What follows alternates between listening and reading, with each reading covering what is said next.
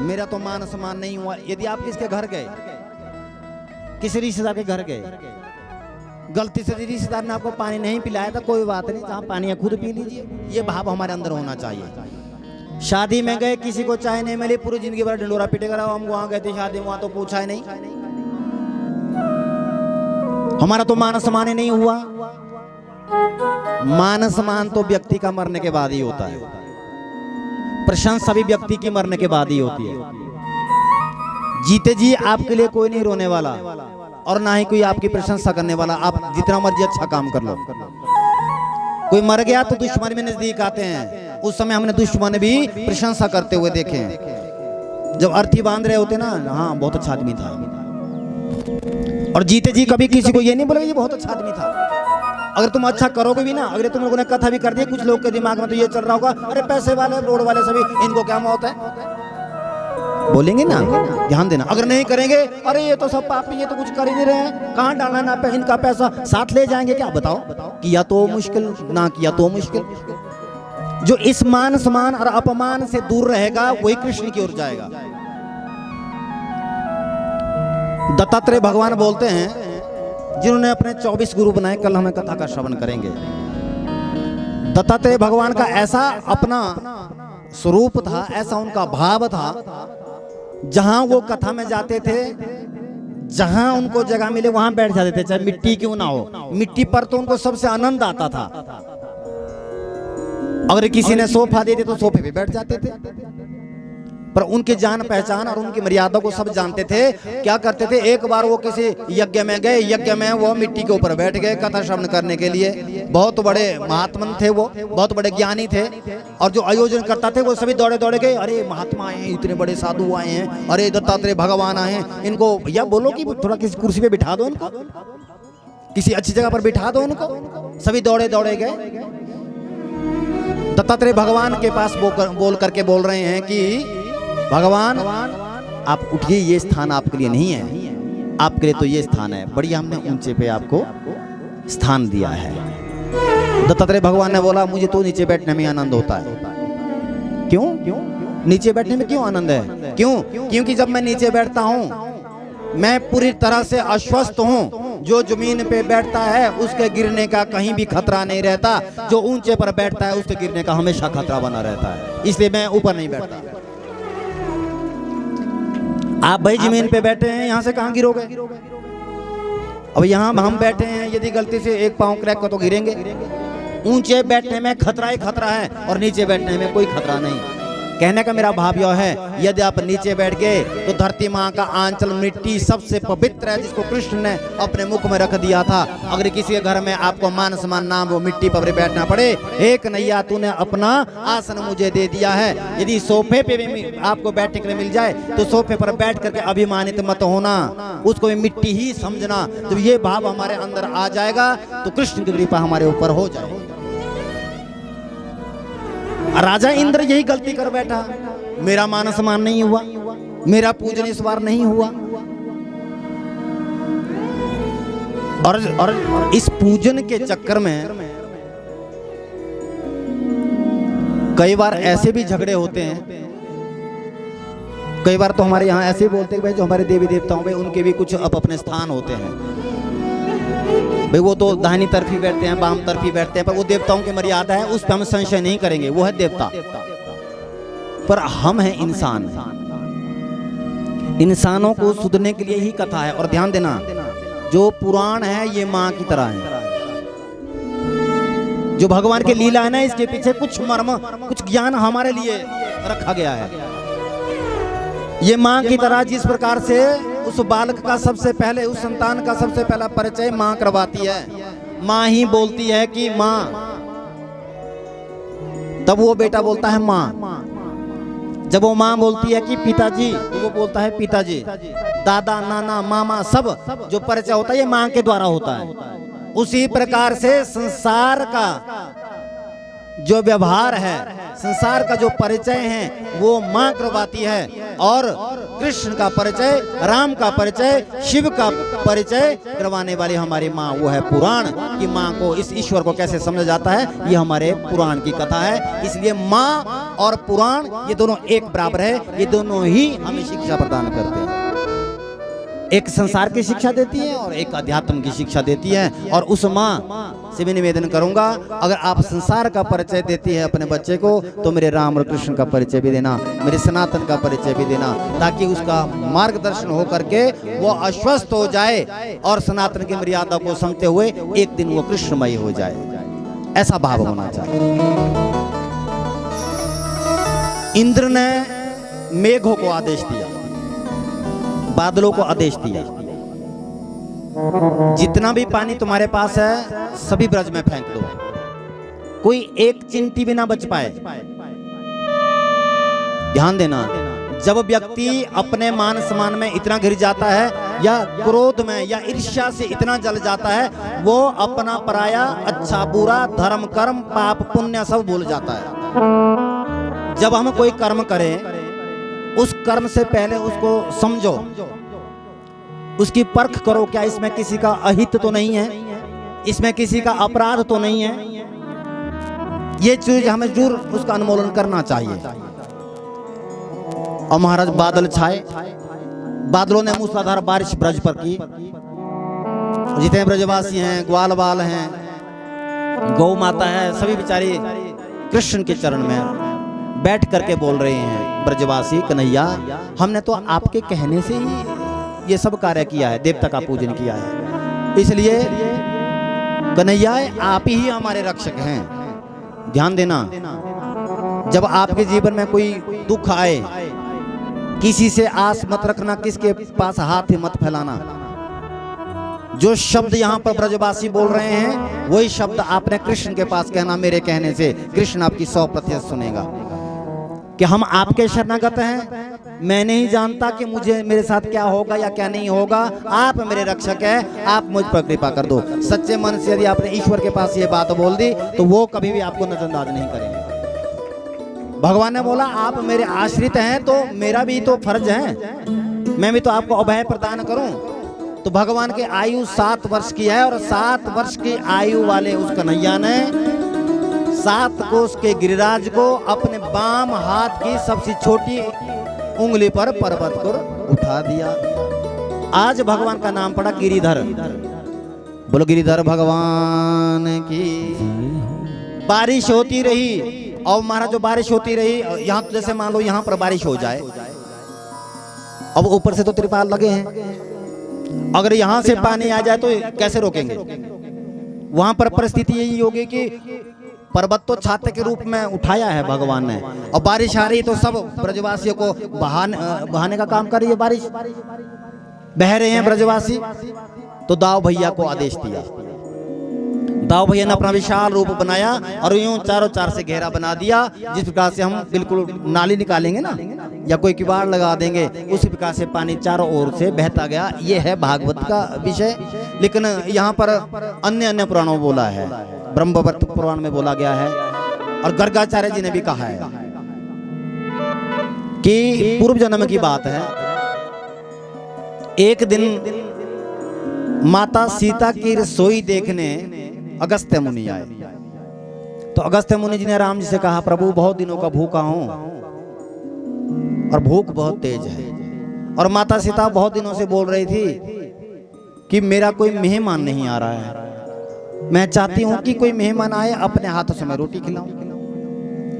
ध्यान देना, जो व्यक्ति या जो माता अपने घर में मेहमान के आते ही प्रसन्न हो जाती है, उस माता को कभी भी नरक में नहीं जाना पड़ता। जो माता या जो पुरुष घर का सदस्य किसी मेहमान को आते देख अंदर से भाव ये प्रकट हो गया कि वो आ गया, अब इसको पानी पिलाना पड़ेगा, खाना खिलाना पड़ेगा, पता नहीं रात को यहीं रहेगा, कब जाएगा, ये टेंशन जिसके अंदर हो जाएगी, उसके यहाँ अन्नपूर्णा का भंडार समाप्त हो जाता, नष्ट हो जाता है। क्या समझे? समझ आ गया? अपना मुंह गुब्बारे की तरह मत करना जब कोई आ जाएगा। प्रसन्न होना। अतिथि देवो भव, अतिथि हमारे देवता हैं। और कई लोग ऐसे हैं संसार में, हो सकता है उसमें से हम भी हो, आपको हम बोल रहे हैं, शायद मैं भी उसमें हूँ, मैं अपने ऊपर ही कहूँगा। खैर मैं तो किसी से, यानी कि ये शरीर तो किसी से ऐसा नहीं सोचता किसी के लिए कि भाई ना आए, खूब आए मेहमान। पर माता सीता की अगर मैं कथा सुना रहा हूं तो उनका हमेशा ही मन का भाव ऐसा था कि कोई मेहमान आए। एक पति पत्नी थे, आपस में खूब बढ़िया आनंद से रहते थे। एक दिन के घर में मेहमान आ गया, और मेहमान आया जैसे दूर आया ना मेहमान, अब पति पत्नी ने बोल दिया कि अब आ गया। पहले टेंशन हो जाती है कि क्या बनाए खाने के लिए। ध्यान देना, जो भी तुम्हारे पास है वो बनाइए, पर अपना मन मत मारिए। अतिथि को देखते, अब क्या करे, अतिथि आ गया, अब वो क्या करे, अंदर से तो दुख हुआ कि आ गया, पर मन ही मन में तो दुख बनाना पड़ा, लेकिन मुंह से तो बड़े हंस रहा है, आओ महाराज। आर्टिफिशियल, बनावटी। ध्यान देना, एक सचमुच हंसना, खुश होना, और एक बनावटी हंसी, पता लग जाता है कि आदमी बनावटी हंसी हंस रहा है मेरे लिए। अब बैठाया, आसन दिया, अब खूब आनंद से वार्तालाप हुआ, रात्रि हुई, खाना खाया, और सुबह मेहमान 9 बजे तक सो के नहीं उठा। अब उन्होंने आपस में सोचा, पति पत्नी ने, कि चलो ठीक है, शायद दोपहर बाद जाएगा, गर्मी है। ब्रेकफास्ट किया, सुबह का नाश्ता किया, नाश्ता करने के बाद खाना खुना खा के महाराज मेहमान तो फिर लेट गया। अब शाम का वक्त हुआ, और फिर आराम से बैठ गया कक्ष में, पति पत्नी से खूब गप्पे मारने लगे। अब जब उनके वो धर्म पत्नी थी उस व्यक्ति की, वो रसोई में खाना बनाने गई, तो चुपके से पीछे उसका पतिदेव भी आ गया। पतिदेव ने बोला कि यार कैसा मेहमान है, अब कल का आया है, आज भी नहीं है, आज शाम को भी जाने की बात नहीं की, अब क्या करें। कह रहे देख लेंगे, शायद सुबह चला जाए। और प्रातःकालीन की बेला हुई, सुबह फिर आराम से उठ करके नहा धो करके बढ़िया शैम्पू से नहा के फिर बैठ गया, नाश्ता पानी किया, और मेहमान ने जाने का नाम ही नहीं लिया। पति पत्नी आपस में बात करने लगे कि अब क्या किया जाए। कह रहे अगर ये आज नहीं गया शाम को तो कुछ तो तरीका अब अपनाना पड़ेगा। अब बोल तो सकते नहीं कि तुम जा भाई, क्यों बैठा, ऐसा तो बोल ही नहीं सकते। अब क्या करें। कह रहे ऐसा करते हैं, सुबह हम आपस में झगड़ा करेंगे। बोला ये भी तरीका सही है, आपस में झगड़ा करेंगे और खाना खुना बनाएंगे नहीं तो इसके शर्म के मारे भागना पड़ेगा। बोला हाँ ये ठीक है। और सुबह उठते ही बोल दिया, जब पतिदेव ने आवाज लगाई, अरे देवी तुमने अभी तक खाना नहीं बनाया। और तुरंत बोला देवी ने, खुद बनाओ खुद खाओ, मैं तुम्हारी नौकरानी नहीं हूं। कितनी बार तुम्हें खाना खिला करके मैं थक गई हूं बना बना के, मैं तुम्हारी नौकरानी नहीं हूं, इसलिए तुम खाना खाओ, नहीं खाना तो मत खाओ। मेहमान ने बोला ये तो गड़बड़ हो गया। पर मेहमान भी ऐसा मेहमान निकला, उसके कान के पीछे जू नहीं रहेंगी, वो हिलाए नहीं अपने स्थान से, वो बैठा ही रहा। अब पति पत्नी आपस में इशारे इशारे बोल रहे हैं कि अब कौन सा तरीका अपनाएं। बोला अब दो हाथ करते हैं। बोला ये तरीका ठीक है। और आपस में लड़ गए खूब, और यूं करके बाल पकड़ लिए अपने पति के। और जब दर्द हुआ तो पति ने 2 थप्पड़ लगा दिया जोर से। जो थप्पड़ लगाए, मेहमान ने बोला महाराज झगड़ा मत करो, हम चल पड़े। मेहमान निकले बाहर। अब पति बोलता है, कान पकड़ता हूं, मैंने सचमुच नहीं मारा, मैंने सचमुच नहीं मारा भाई। अब तैने जोर से पकड़ा तो मैं क्या करूं, हाँ? इसलिए मैंने सचमुच नहीं मारा, तू मुझे क्षमा कर दे। अब मैं जिंदगी में तुम्हें कभी हाथ नहीं उठाई, मेरी मजबूरी बन गई कि भैया जा नहीं रहा था। अब तो चैन हुआ ना, अब तो चला गया ना, चलो मारी खाई तूने, कोई कुछ नहीं हुआ, पर मेहमान तो गया, मुसीबत तो गई, इसलिए मैंने सचमुच नहीं मारा, मैंने तो मजाक में मारा। तब तक मेहमान वापिस आया, मैं भी मजाक में गया था, मैं कौन सा सचमुच गया था।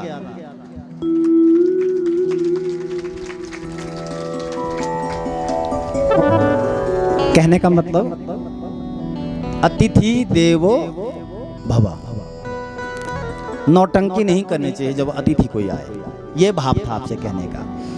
तो माता सीता कह रही है कि बहुत दिन हो गए कोई आ ही नहीं रहा है मेहमान। तो अगस्त्य मुनि आए, राम जी ने बोला आज भर पेट भोजन करना। अगस्त्य मुनि बोला ठीक है राम जी जरूर। बैठे महाराज भोजन करने। जितना भी आटा था घर में सब आटे की रोटियां बना दी माता सीता ने, लेकिन अभी तो गले से नीचे रोटियां गई नहीं। माता सीता ने बोला कि कैसा मेहमान आ गया आज। अब गांव वालों से आटा मांगा, सब रोटियां बनाई। अगस्त्य मुनि ने बोला कि माता जी आप रोटी बना के थक तो नहीं गई? माता सीता ने बोला थकी तो नहीं, अब क्या बोलूं, क्या और खाना है क्या तुम्हें, भोजन और करना है क्या? अगस्त्य मुनि ने बोला अभी तो शुरुआत ही हुई है। माता सीता ने बोला तो सारा गड़बड़ हो गया, अब मैं कब तक बनाती रहूंगी, ऊपर से इतनी गर्मी तपती धूप है, चूल्हे के पास अगर अब तो गैस है ना, और चूल्हे के पास बनाना पड़े ना, और ऊपर से टेम्परेचर हो 42-45 का, तो गुस्सा वैसे ही रहता है। चूल्हे के पास तो गुस्सा ज्यादा ही रहता है। गलती से पंखा भी वहां चला नहीं सकते, फिर तो आग बुझेगी।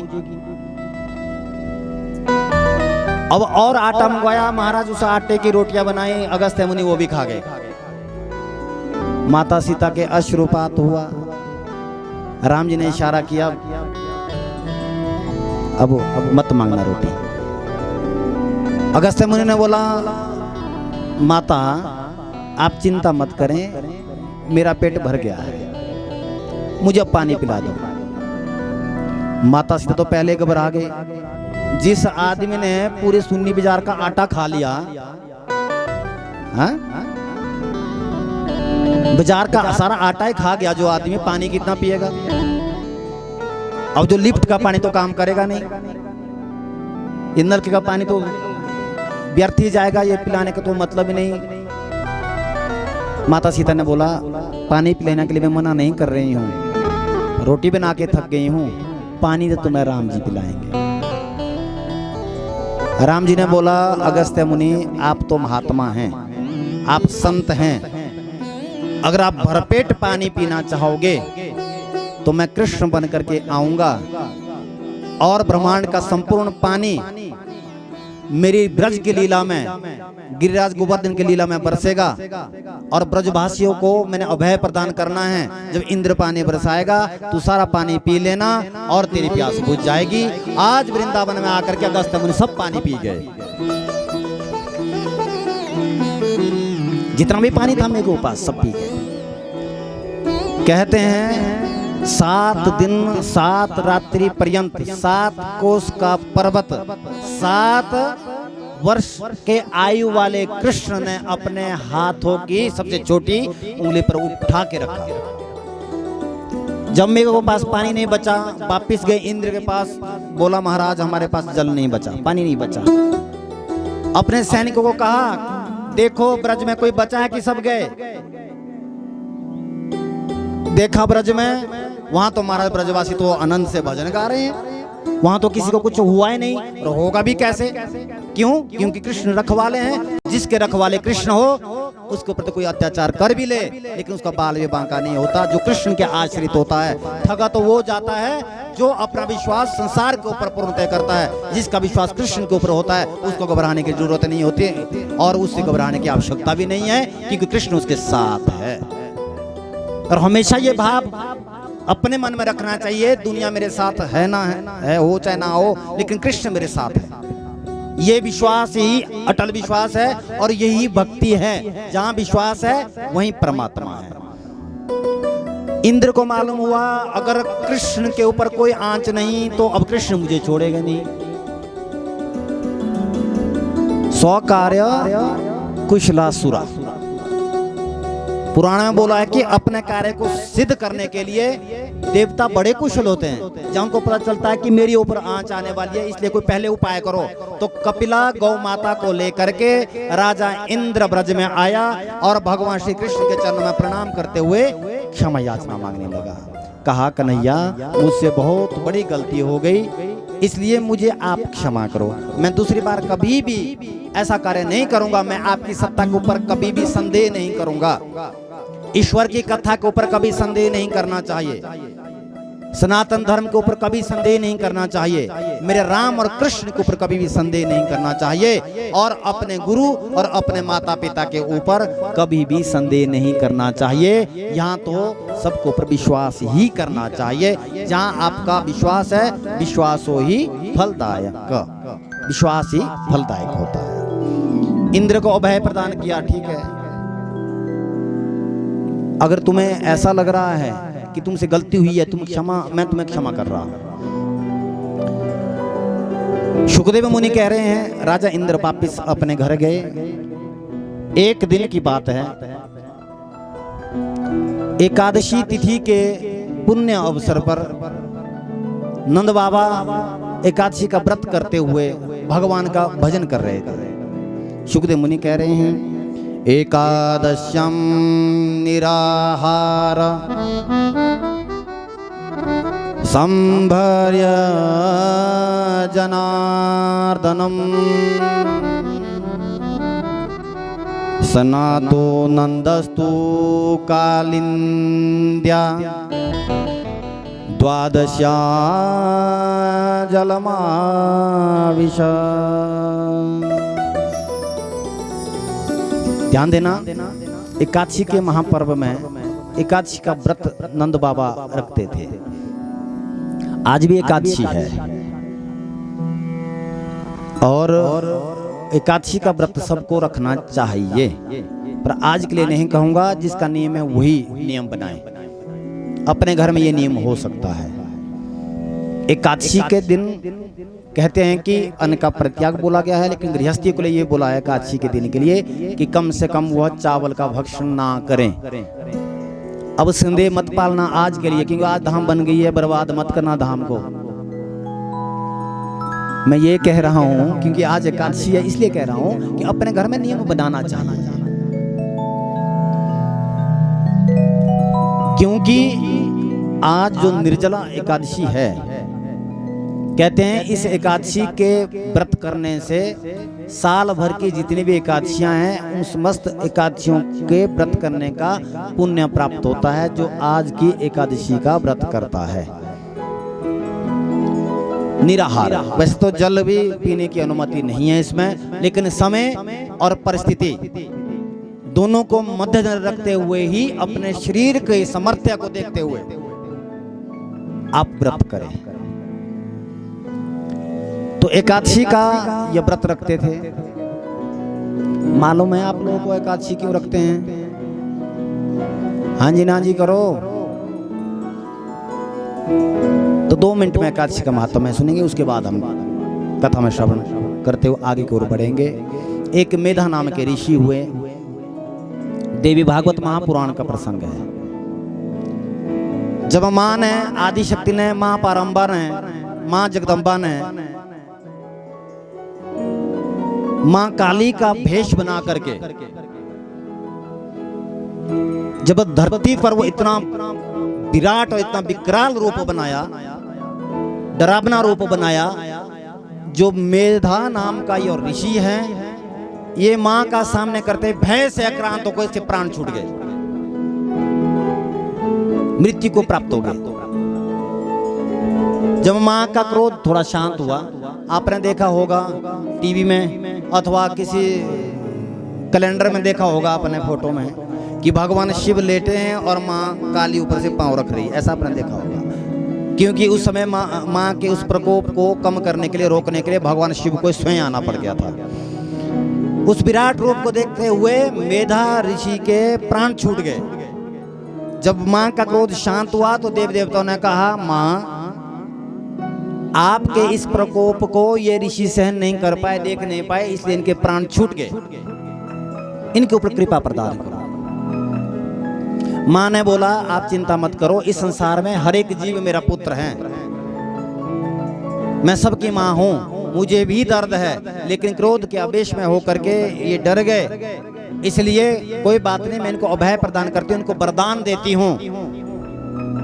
ये महीने में 2 बार जीवित होंगे, एक पक्ष में 1 बार जिंदा होंगे, और ये धरती में अन्न के रूप में प्रकट होंगे, और उस अन्न का नाम होगा धान। और एकादशी तिथि के दिन ही धान उत्पन्न हुआ, और एकादशी तिथि के दिन ही धान में प्राण होते हैं, धान के बनता है चावल। और इसीलिए हे ऋषि, उस दिन तेरे अंदर प्राण आ जाएंगे और तू महीने में 2 बार जिंदा रहेगा।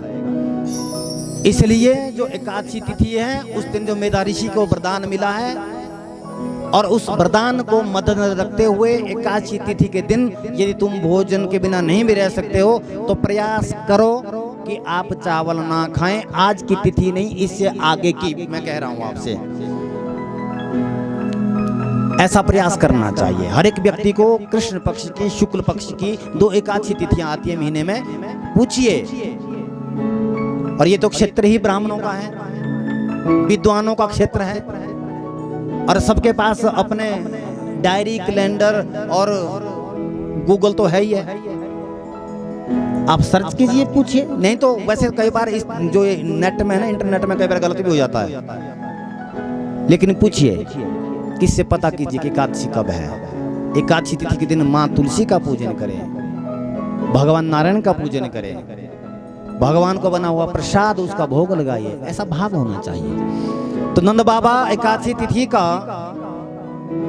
जो पारायण है वो द्वादशी में ही करते हैं।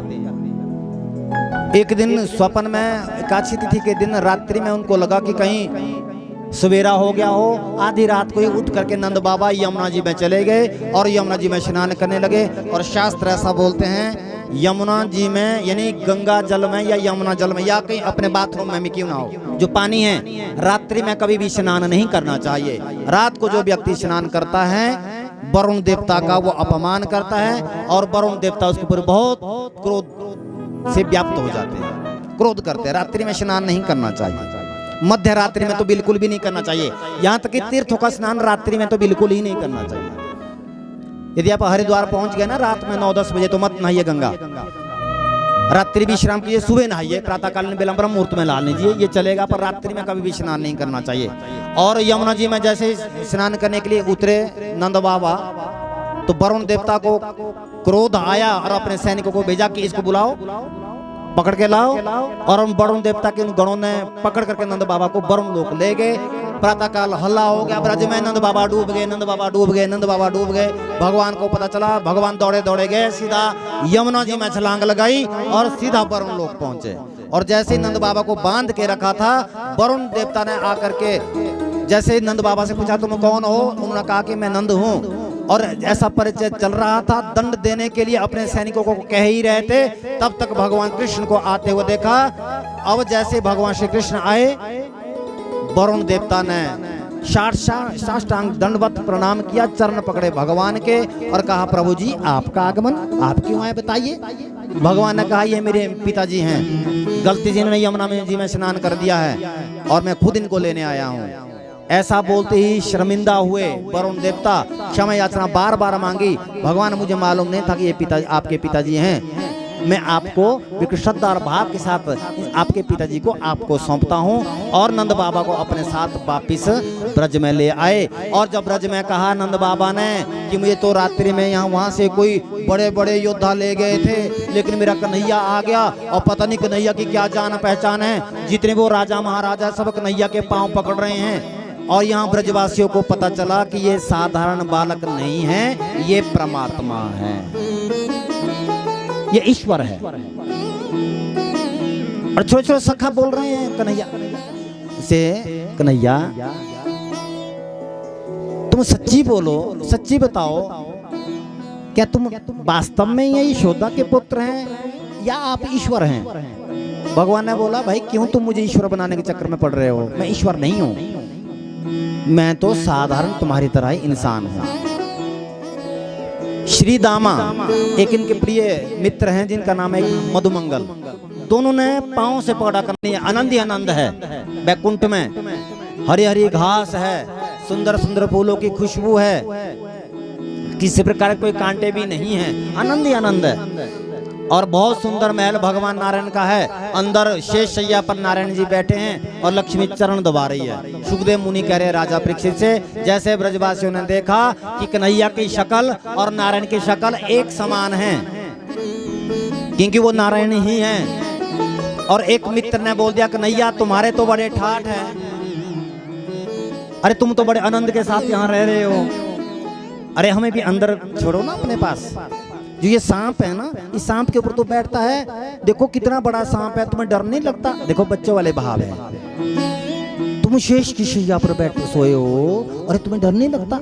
एक बार छूं मैं, स्पर्श करूं, ये काटेगा तो नहीं? बस आपस में बातचीत कर रहे थे। जय और विजय दो द्वारपाल है भगवान के, उन्होंने डांटा ब्रजवासियों को, यहाँ शोर नहीं करना है, माला का जाप करना है तो शांति से बैठो, भजन करना है तो शांति से बैठो, अंदर कोई नहीं जा सकता। अगर आपने दर्शन करना है तो यहीं बाहर से ही आप भगवान के दर्शन करो।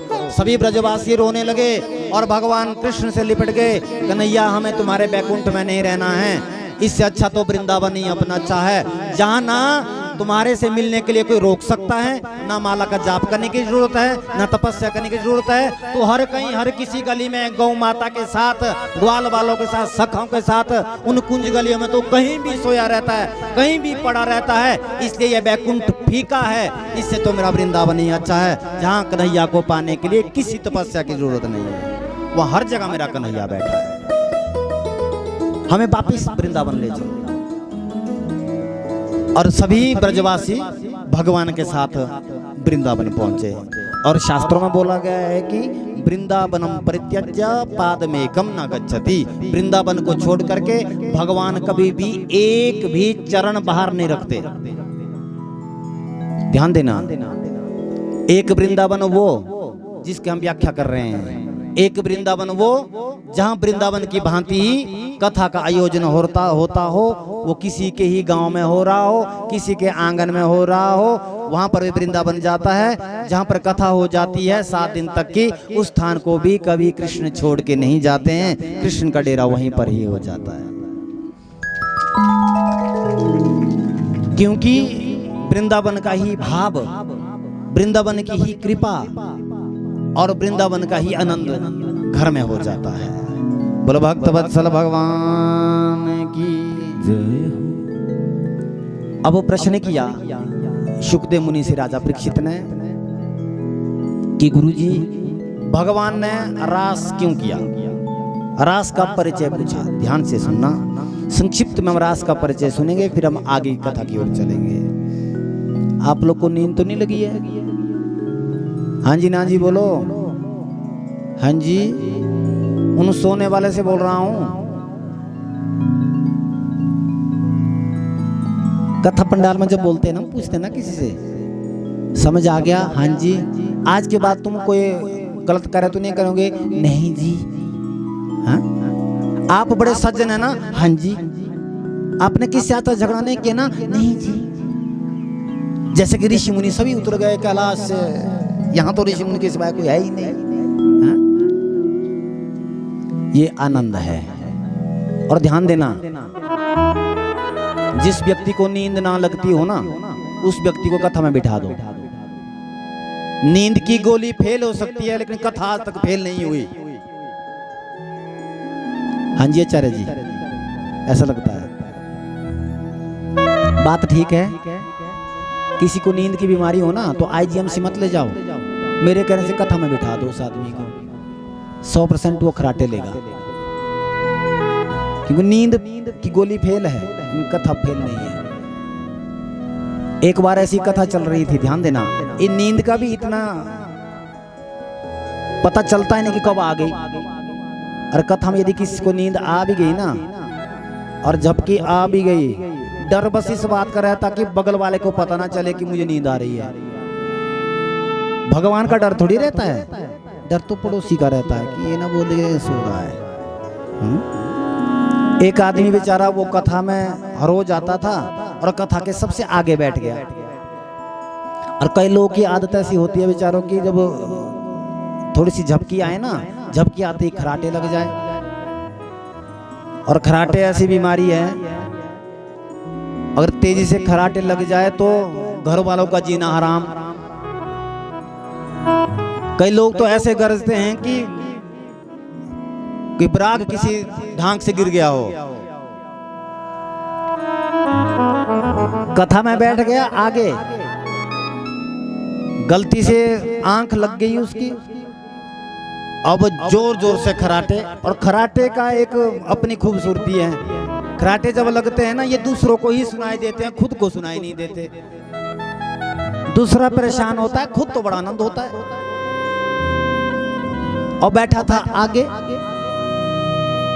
अब जब उसने गर्जना शुरू किया जोर जोर से, और व्यास जी खुद परेशान हो गए कथा सुनाने वाले। अब माइक की आवाज कम और खराटे की आवाज ज्यादा। अब व्यास जी ना बोल पाए कि भैया उठाओ उसको, ये भी नहीं बोल सकते यहाँ से, यहाँ से तो व्यक्तिगत किसी को कुछ बोल ही नहीं सकते। अब खराटे जोर से, व्यास जी खुद परेशान हो गए। जब कुछ नहीं बोल पाए तो मेरी तरह पागल कोई था कथाकार, अब माइक को उठाया, बोला महाराज इनके आगे ही रख दो 2 मिनट के लिए। अब वो खराटे लग रहे थे, अब वो रख दिया आगे माइक। और एक तो पहले ही 90 की स्पीड में थे खराटे, ऊपर से आ गया माइक सामने, और जब पेटे मुझे धन, और उसकी नींद खुली एकदम से, फिर कैसे करें? हाँ जी मैं कथा सुन रहा हूँ, ताकि पता ना चले ना किसी को। पर उसको समझ नहीं आया कि आवाज कहाँ से हुई, उसको इस बात का पता नहीं चला कि आवाज कहाँ से, क्योंकि माइक एकदम से वहां से उठा दिया और यूं करे जो बगल में बैठा था। जब समझ नहीं आया ना, तो ये सबसे खतरनाक बीमारी होती है, बार बार यूं करना। माता तो खास करके, पानी दे बोतल, अरे हाँ इशारा कर दे, यूं मारने की क्या जरूरत है? हाँ हाँ, जब धन की आवाज हुई ना जोर से, व्यास ने बोला समझ आया, और जो खराटे ले रहा था वो बोला हाँ जी। अब पड़ोसी से पूछा, बगल वाले से यूं करके, सुन ये जोर से आवाज हुई ना धन की आवाज कहां से आई? हाँ? जो बगल वाला बैठा था वो उससे ज्यादा बुद्धिजीवी था, उसने बोला यहाँ पर रावण की झांकी निकली थी उसकी आवाज आई है।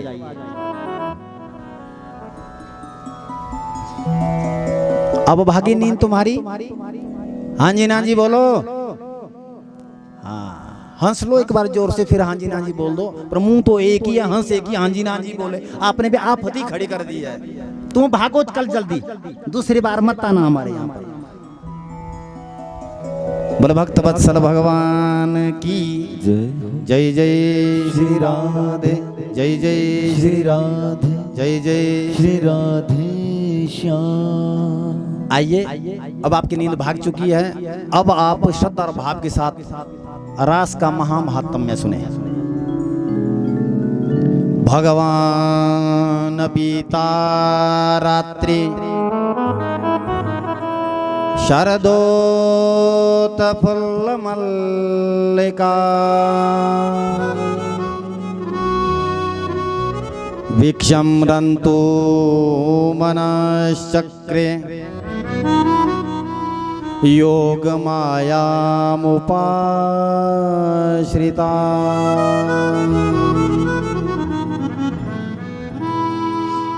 भागवत जी का ये जो रास पंचाध्यायी 5 अध्यायों में जो वर्णन किया गया है शुकदेव मुनि के द्वारा, इसका मर्म बहुत कठिन है, ध्यान देना। बोलते हैं सावधानी हटी तो दुर्घटना घटी। राम जी का चरित्र बहुत सरल है, कृष्ण जी का जो कथा है ये बहुत ही कठिन है, इसलिए खासकर जो रास पंचाध्यायी है इस पे तो बिल्कुल एकाग्रता के साथ सुनना पड़ेगा। मैं सिर्फ आपके 5-7 मिनट लूंगा पंचाध्यायी को पूर्ण करने के लिए, इसलिए आप बिल्कुल भाव से सुनना। सबसे पहला प्रश्न ये है कि रास क्या है। पहले हम इसका परिचय ले लें, फिर हम कथा श्रवण करें। कृष्ण की कथा ढंग से ना पढ़ करके यदि किसी हमसे कथाकार ने गलती से सही अध्ययन ना करते हुए सही से व्याख्या ना कर पाए तो भ्रम पैदा हो सकता है। यदि सही से श्रोता ने नहीं सुना तो उसके मन में भी भ्रम पैदा हो सकता है। सबसे पहले तो परिचय यही है कि रास क्या है। भक्त और भगवान के विशुद्ध मेल को रास कहते हैं। ध्यान देना, भक्त और भगवान इन दोनों के मिलाप को क्या बोलते हैं? रास। समझना। अब समझना हमने गोपियां कौन है। रामावतार में दंडकारण्य में जब राम जी निकले, राम जी आए, ऋषि मुनि सभी खड़े हुए, ऋषि मुनि दंडवत प्रणाम करने लगे राम जी को। राम जी ने कहा, ऋषियों खबरदार, आप मेरे चरण स्पर्श नहीं कर सकते क्योंकि मैं मर्यादा में हूँ, मैं क्षत्रिय हूँ और मर्यादित हूँ और मर्यादा सिखाने के लिए संसार में आया हूँ। मैं बेशक राजा हूँगा लेकिन ऋषियों के चरण तो मैं स्वयं छूऊंगा, स्वयं धोऊंगा, ये मेरा राजा का फर्ज बनता है। ऋषि, मैं उल्टी गंगा नहीं बहाऊंगा, लेकिन तुम तो ईश्वर हो। राम जी आप तो परमात्मा हो। कह रहे परमात्मा मैं तुम्हारे लिए हूँ, लेकिन दुनिया के लिए तो मैं एक मर्यादा पुरुषोत्तम राम हूँ। मैं मर्यादा से बाहर कोई कार्य नहीं करूंगा, कोई लीला नहीं करूंगा, इसलिए आप ऐसा ना करें, मैं आपके चरण स्पर्श करूंगा। ऋषियों ने हाथ जोड़े, राम जी क्या आप हमारी मन की कामना को पूर्ण नहीं करेंगे? हमारी कामना क्या अधूरी रहेगी? राम जी ने बोला, ऐसा नहीं है, जो मेरे दरबार में आता है, मेरे दरवाजे पर आता है, मुझसे कोई कुछ मांगता है तो उसको मैं अवश्य उसकी मांग पूरी करता हूँ, लेकिन आप बोलिए आपको चाहिए क्या? ऋषि ने बोला, हमें कुछ नहीं चाहिए प्रभु, हम आपके गले लगना चाहते हैं। क्या बोला ऋषियों ने? हम आपके गले लगना चाहते हैं। राम जी ने बोला, मैं जरूर आपके गले लगूंगा, लेकिन राम अवतार में नहीं, यहाँ तो मैं आपके चरणों की सेवा करते ही जचूंगा, क्योंकि मैं मर्यादा सिखाने के लिए आया हूँ। मैं इस जन्म में मर्यादा पुरुषोत्तम हूँ और दूसरे जन्म में लीला पुरुषोत्तम बन करके आऊंगा। हे ऋषियों, तुम भक्त बन करके आना। गो माने इंद्रिया, पी माने पीना। गो यानी इंद्रियां, आंखों से ईश्वर का दर्शन करे, कानों से उसका भजन करे, हाथों से आरती और सेवा करे, पांव से तीर्थ यात्रा करे या मंदिर तक या कथा पंडाल तक जाएं, और नाक से हमेशा ही भगवान के चरणों में उस इत्र की खुशबू या फूलों की खुशबू को सूंघे, और मन और चित्त से हमेशा जो परमात्मा के श्री चरणों में लग जाता है उसका नाम है गोपी। गोपी का मतलब भक्त। और जब पूरे इंद्रियों से संसार के रस को छोड़ करके जो कृष्ण रस को पी लेता है उसका नाम है गोपी। तुम गोपी बन करके आना, संसार का मोह छोड़ करके सिर्फ तुम मेरे ही तत्व का स्मरण करते रहना, और मैं ही राम कृष्ण बन के आऊंगा और मैं तुम्हें खुद बुलाऊंगा, और वृंदावन के उस तलहटी पर, यमुना की तलहटी पर मैं आपसे मिलूंगा और आपके मनोरथ को पूर्ण करूंगा। वही दंडकारण्य के ऋषि आज गोपी यानी भक्त बन के ब्रज धाम में आ गए, और वही कृष्ण जो पहले राम थे वो आज कृष्ण बन करके आ गए, और इसी का नाम ही रास है। भक्त और भगवान, इन दोनों के विशुद्ध मेल को रास कहते। ध्यान देना, आप कथा सुन रहे हैं कृष्ण की, कृष्ण है भगवान। ध्यान देना, कृष्ण को कभी पुरुष मत समझ लेना, साधारण पुरुष मत समझ लेना, या इंसान मत समझ लेना, क्योंकि इंसान के ऊपर अनेकों बुराइयां हो सकती है, कृष्ण के ऊपर कोई बुराई नहीं। और कृष्ण ने अन्य अवतारों में जो शेष बची लीला है वो कृष्ण अवतार में ही पूर्ण की है, क्योंकि एते चांस कला पुंसा कृष्णस्तु भगवान स्वयं। भागवत में बोला है कि अन्य जितने भी मेरे अवतार है वो कुछ अंशों के साथ में धरती पर आया हूँ, लेकिन कृष्णस्तु भगवान स्वयं, श्री कृष्ण स्वयं परमात्मा बनकर के ही धरती पर आए हैं, और उस भक्त और भगवान के विशुद्ध मेल को ही रास कहते हैं। रास बिहारी भगवान की। और वो ऋषि गोपियां बन करके ब्रज में रह रहे हैं, और कोई तो ब्रज की स्त्रियां बनी हैं। और शुकदेव मुनि यहाँ कह रहे हैं, शरद पूर्णिमा की मध्य रात्रि, ध्यान से सुनो, उस मध्य रात्रि में भगवान ने सुंदर बंशी नाद किया। भगवान के जो बंशी नाद हैं वो इतना सुंदर बंशी बजाते थे, समझो एक एक शब्द भक्त के कानों तक पहुंचता है, और जो भगवान अपने मन की बात कहना चाहते हैं भक्त से, और बंशी के माध्यम से ही कृष्ण वो शब्द भक्त के हृदय तक पहुंचा देते हैं। आधी रात का समय हुआ, भगवान ने बंशी नाद किया, और जितने भी वो दंडकारण्य के ऋषि इस बार गोपी बने, किसी न किसी घन के स्त्रियां बनी है, ध्यान से सुनना, उनके कानों तक ही वो आवाज पहुंची, और जितने वो साधारण इंसान थे वो सभी सो गए। और आधी रात को ही जब गोपियां जागी कि भगवान बुला रहे हैं, वो समय आ गया, भगवान की प्राप्ति का समय आ गया और भगवान राम आज हमारे मनोरथ को पूर्ण करेंगे, ऋषि सोच रहे हैं। लेकिन यहाँ पर भेष किसका है? गोपी का, भक्त का। घूंघट ओढ़ा है, घूंघट लगाया है और गोपियां इतनी प्रसन्न हो गई, इतनी मगन हो गई। शुकदेव मुनि ने यहाँ पर कहा गया है कि कुछ गोपियां तो श्रृंगार करने लगी, कुछ गोपियों ने तो वस्त्र उल्टे पहन लिए, कुछ एक गोपियों ने काजल लगाना था आंखों में लगा दिया, होठों पे। भागवत पढ़ लेना कभी, आपने लिखा है ऐसा, मैं अपनी तरफ से नहीं कह रहा हूं। और जो होठों पे लगता है वो लगा दिया आंखों पे। वस्त्र का पता नहीं कि कौन से वस्त्र मैंने पहने। ध्यान देना, इससे क्या समझा रहे हैं गोपियों की इस कथा से हमें क्या सुनने को मिल रहा है? जब आप कहीं कृष्ण की प्राप्ति के लिए, कृष्ण की कथा के लिए या तीर्थ यात्रा में या कहीं भी आप धर्म कर्म में जा रहे हो, भगवान के पास दिखावा करने की जरूरत नहीं है। भगवान ने जैसा आपको बनाया उसका पता ईश्वर को स्वयं है। धुला हुआ वस्त्र होना आवश्यक है, कैसा है, कितना पुराना है, कितना नया है, भगवान से इससे कोई लेना देना नहीं है। बनावटीपन संसार को चाहिए, ईश्वर के पास दिखावा करने की जरूरत नहीं है। जैसे भगवान ने मुझे बनाया है वैसे भगवान के पास जाना चाहिए, ये भाव। और गोपियां दौड़ी दौड़ी गई। अब शुकदेव मुनि कह रहे हैं कि एक गोपी की तो स्थिति ऐसी हो गई, जैसे वो उठी तो पति देव ने पकड़ लिया, कहाँ जा रही है, आधी रात में कहाँ भाग रही है, अंदर से ही कुंडी लगा दी।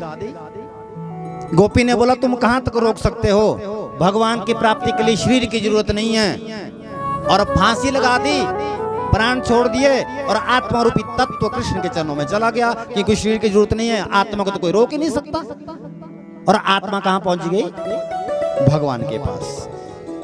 और उन गोपियों में एक मुख्य गोपी थी, जिस गोपी का यहाँ पर वर्णन किया गया है। शुकदेव मुनि ने नाम तो नहीं लिया क्योंकि भागवत जी में राधा जी का नाम नहीं है, ध्यान से सुनना। और आजकल सोशल मीडिया का जमाना है और छोटी छोटी क्लिपें आजकल चल रही है, बहुत ज्यादा विवाद चल रहा है कि हमारे भारतवर्ष में राधा जी के प्रति। एक कथाकार हैं, शिव महापुराण की कथा करते हैं, मैं नाम नहीं लूंगा उनका, लेकिन उनके मुख से राधा जी के प्रति ऐसे शब्द निकले जिसका उनको ज्ञान ना होने के कारण से उन्होंने ऐसा कह दिया था कि भगवान के कृष्ण के साथ इसका विवाह नहीं हुआ था, किसी अन्य गोप के साथ इसका विवाह हुआ था।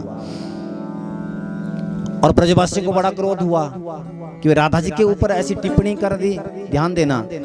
और मैं जहाँ तक भागवत का अध्ययन करा है वृंदावन में, गुरु जी जनों से मैंने सुना है और पढ़ा भी है, क्योंकि भागवत जी का तो एक एक शब्द में पढ़ाया गया है। ईश्वर की कृपा से, बिहारी की कृपा से इतना तो मैं बिल्कुल विश्वास के साथ कह रहा हूँ कि आप लोगों से नहीं कह रहा हूँ, क्योंकि पूरे सोशल मीडिया में भी चल रहा है। और हर रोज की जो कथा है ना हमारी, लगभग 10,000 लोग देख के जाते हैं हर रोज की कथा को। तो भागवत में राधा शब्द नहीं है और बिना राधा के भागवत संपूर्ण नहीं है। ये क्या मतलब हुआ? ध्यान देना कथा में। आप सुन रहे हैं शुकदेव मुनि द्वारा कही गई भागवत कथा। शुकदेव मुनि कौन है? ये राधा जी के अनन्य भक्त हैं। ये इतने बड़े भक्त हैं शुकदेव मुनि राधा जी के, एक बार यदि राधा शब्द शुकदेव मुनि के मुंह से निकल जाता है, वो राधा जी के श्री चरणों में इतने लीन हो जाते हैं कि 6 महीने तक उनकी समाधि लग जाती है, वो 6 महीने तक उठ ही नहीं सकते। राधा जी के इतने परम भक्त है शुकदेव मुनि। और यहाँ पर संकल्प क्या लिया है कि 7 दिन बाद जो मृत्यु से, यानी कि सर्प के डंसने से मृत्यु का जो शाप लगा है राजा परीक्षित को, 7 दिन में ही मोक्ष देना है। अब दुविधा क्या होगी शुकदेव मुनि के पास? राधा जी का स्मरण तो हो रहा है, पर शब्द ले लिया और यहाँ दिन 7 है, मैं तो 6 महीने तक नहीं उठूंगा। ये जो भक्त है, ये राजा, ये मर जाएगा, ये अधोगति में जाएगा। ये कृष्ण का सखा अधोगति में जाएगा। इसलिए भागवत में राधा जी के शब्द लेने से बचते रहे सुखदेव मुनि। नाम ने लिया, और इस नाम ना लेने का से श्री का उवाच, श्री शुक उवाच। कई जगह शुक उवाच है, समझो सुखदेव मुनि बोल रहे हैं। जहाँ श्री शुक उवाच बोल रहे हैं, समझो राधा जी की प्रेरणा से सुखदेव मुनि बोल रहे हैं। और हर एक भागवत का जो श्लोक है वो कृष्ण है, और भागवत के श्लोक का जो अर्थ है वो राधा है। और राधा और कृष्ण इस पे कोई भेद नहीं है। स्त्री रूप में वही कृष्ण राधा है, और पुरुष रूप में वही परमात्मा कृष्ण है। एक ही ज्योति के दो रूप है। जिस प्रकार से फूलों से खुशबू अलग नहीं हो सकती, शब्द से अर्थ अलग नहीं हो सकता, दूध से सफेदी अलग नहीं हो सकती, भक्त से भगवान अलग नहीं हो सकते, उसी प्रकार से राधा से कृष्ण कभी अलग हो नहीं सकते। बस ये बात है। तो जो मुख्य गोपी हैं, यहाँ पर सुखदेव ने बोला कि मुख्य गोपी कौन है? राधा जी। इसलिए राधा जी का शब्द भागवत में नहीं बोला गया है। और दूसरी बात, जब उन अपनी सहेलियों के साथ मुख्य गोपी यानी राधा जी आई, मध्य रात्रि में जब भगवान ने बंशीनाद किया, भगवान खड़े थे, और भगवान, ध्यान देना, भगवान को देखते ही गोपियां बड़ी प्रसन्न हुई। और गोपियां खड़ी थी। कृष्ण ने बोलना शुरू कर दिया, भगवान ने बोलना शुरू कर दिया, गोपियों तुम क्यों आई? तुम्हें पता नहीं कि गृहस्थ है? तुम्हें ये मालूम नहीं है कि आधी रात है? तुम्हें मालूम नहीं है कि घर गृहस्थी को, बाल बच्चों को छोड़ करके तुम यहाँ आई हो? ध्यान देना, भगवान पहले भक्त को बुलाते हैं और फिर उसकी परख करते हैं। और संस्कृत में भक्त को भात बोलते हैं। और जब तक भगवान ने वास्तव में ही भक्त का भात नहीं बनाया, तब तक वो उनकी परीक्षा में पास नहीं। भगवान बुला रहे हैं, बुलाने के बाद कह रहे कि क्यों आए? आप लोगों ने कथा का आयोजन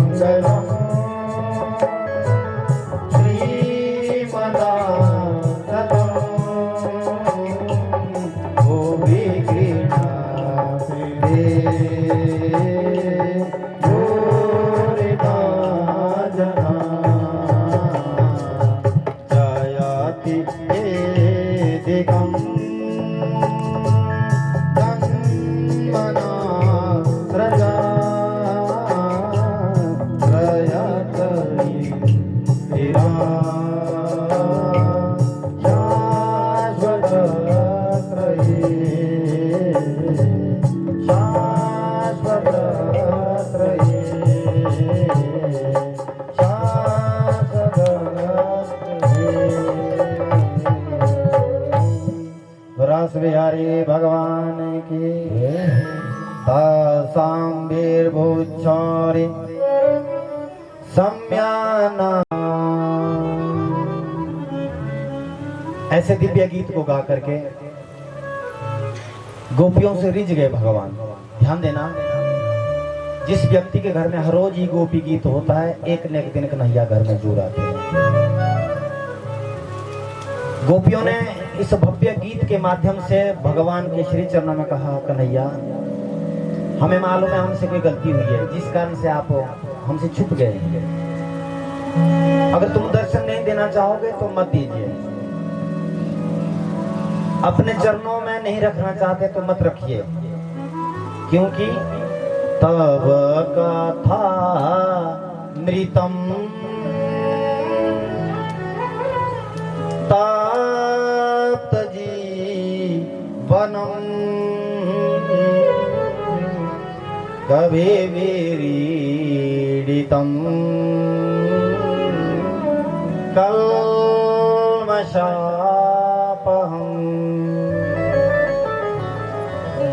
पूरे भागवत महापुराण में सबसे सुंदर कोई है, ध्यान देना, तो है दशम स्कंद। और दशम स्कंद में भी गोपी गीत, रास पंचाध्याय में गोपी गीत, और गोपी गीत में सबसे सुंदर श्लोक गोपी गीत का,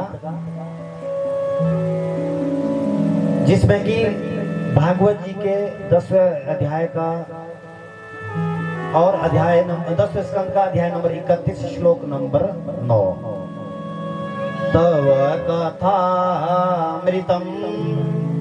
अगर आप नहीं मिलना चाहते हैं प्रभु तो मत मिलिए, ध्यान देना, बहुत बड़ी बात बोली है। अगर आप नहीं मिलना चाहते तो मत मिलिए, पर अपनी कथा हमें छोड़ दीजिए, कि जो कथा का अमृत है ये तुमसे ज्यादा बढ़िया है। गोपियां बोल गए, देखो, क्योंकि तव कथा अमृतम, एक बार यह कथा का अमृत जिसके कानों में चला जाता है, तप्त जीवनम, अपराधों में तपा हुआ जो जीवन है ये शांति को प्राप्त होता है, आनंद को प्राप्त होता है।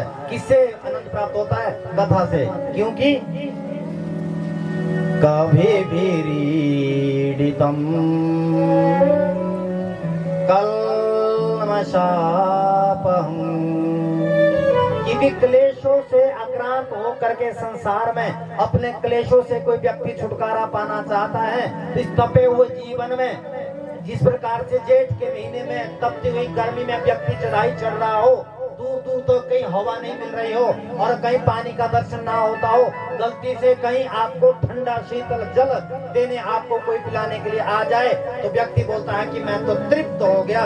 उसी प्रकार से इस संसार में व्यक्ति क्लेशों से आक्रांत होकर के गलती से कृष्ण की कथा में, भागवत रूपी कथा में जो व्यक्ति बैठ जाता है उसका जीवन धन्य हो जाता है। ये कथा का अमृत है, क्योंकि श्रवण मंगलम, सुनने से ही मंगल हो जाता है। सुनने मात्र से व्यक्ति का मंगल हो जाता है। वो भी गृहणन्ति ते भूरिदा जना,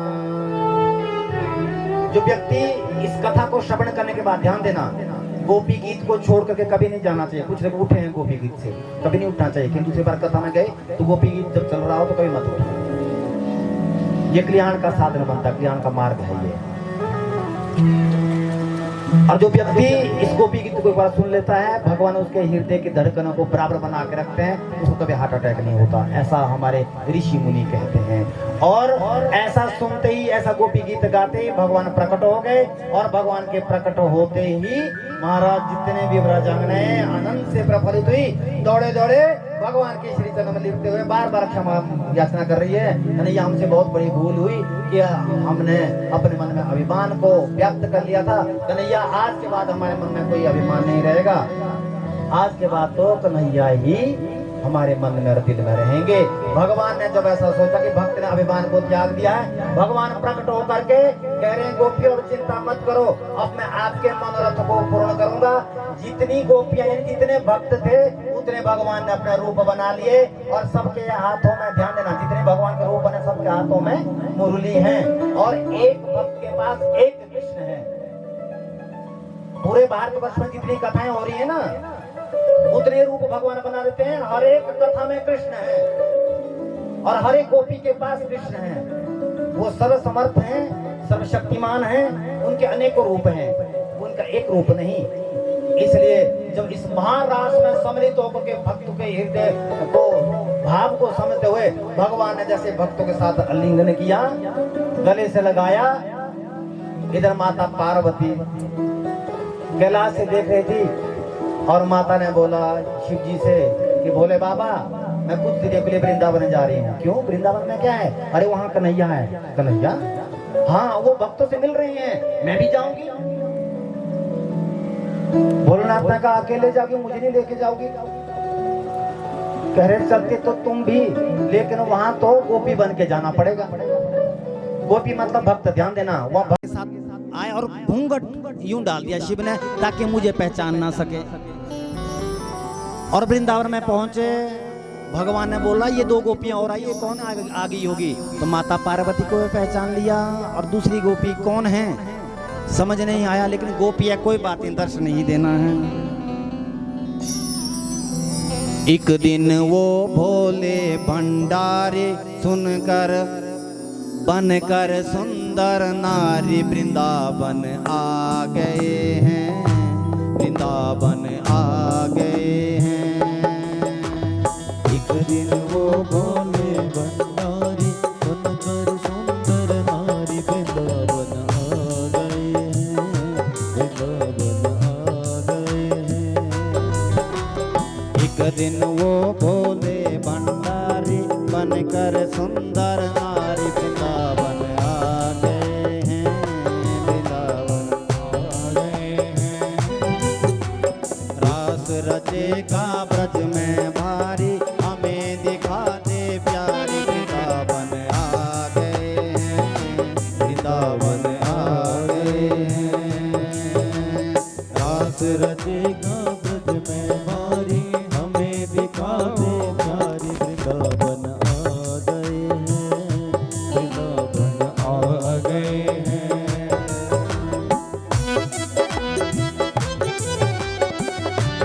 साधु की सेवा, हरि बोल।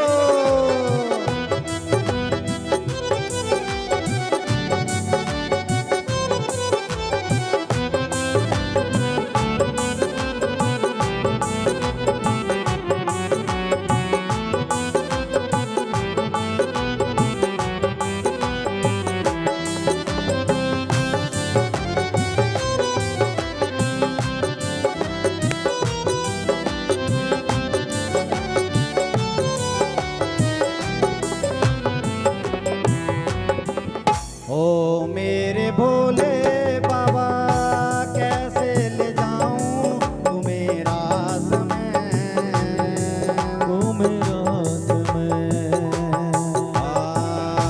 हो मेरे भोले बाबा कैसे ले जाऊं तुम्हें रास में, तुम्हें रास। सभी गाएंगे। मोहन के सिवा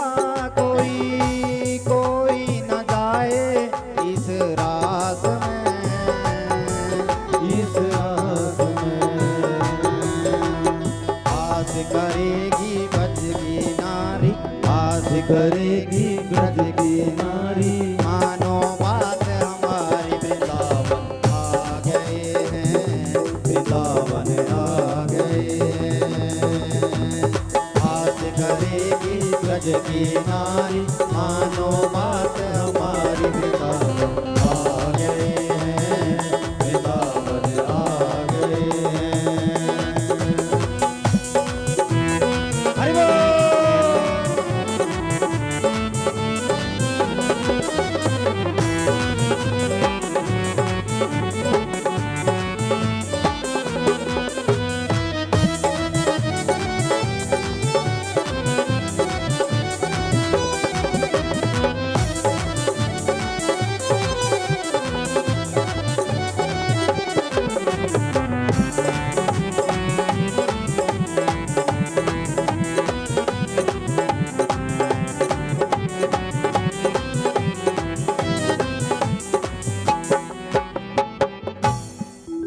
आप लोगों को रास में आनंद।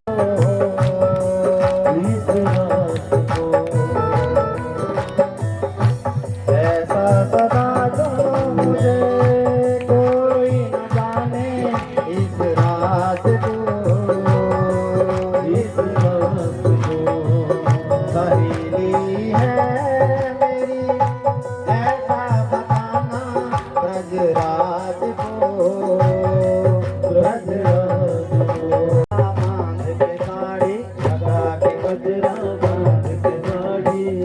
चले मतवाले वृंदावन आ गए, वृंदावन आ गए। लगा के गजरा मांग के साड़ी, चाल चले मतवाले वृंदावन आ गए, वृंदावन आ गए। दिन वो भोले भंडारी मन कर सुंदर नारी, वृंदावन आ गए, वृंदावन आ गए। घूमते हुए हलवा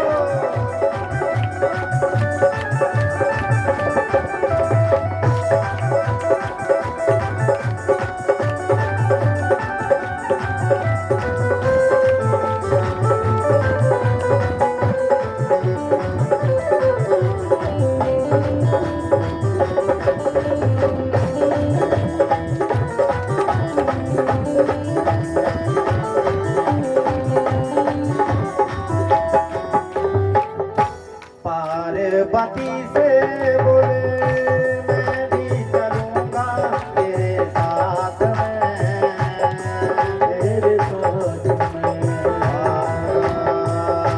पार्वती से बोले मैं भी चलूंगा तेरे साथ में, तेरे साथ में। राधे संग कृष्ण नाचे मैं भी नाचूंगा तेरे साथ में, तेरे साथ में। रास रचेगा ब्रज में भारी, रास रचेगा ब्रज में भारी, रास रचेगा ब्रज में भारी, रास रचेगा ब्रज में भारी। हमें दिखाने प्यारे वृंदावन आ गए, वृंदावन आ गए।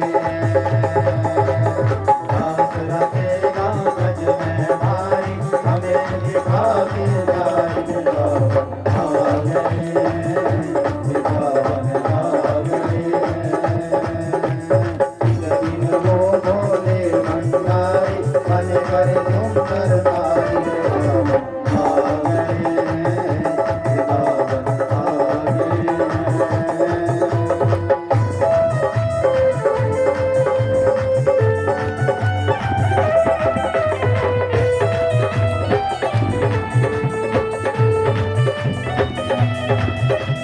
घूमते हुए हलो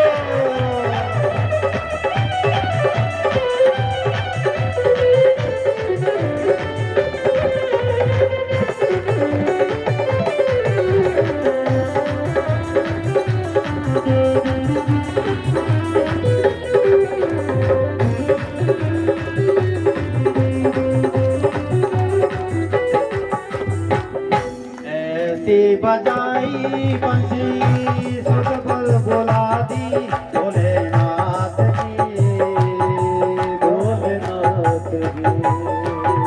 आई गए शंभू समझ गए ब्रजनाथ जी, ब्रजनाथ जी। इसक गई जब सर से साड़ी, इसक गई जब सर से साड़ी, इसक गई जब सर से साड़ी, इसक गई जब सर से साड़ी। मुस्काए बनवाले वृंदावन आ गए, वृंदावन आ गए। इसक गई जब सर से साड़ी, मुस्काए बनवाले वृंदावन आ गए, वृंदावन आ गए। दिन वो भोले भंडारी मन कर सुंदर नारी, वृंदावन आ गए, वृंदावन आ गए।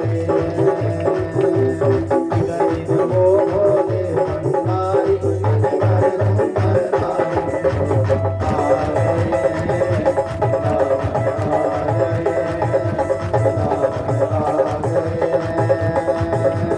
रास रचेगा ब्रज में भारी, हमें दिखाने प्यारे वृंदावन आ गए,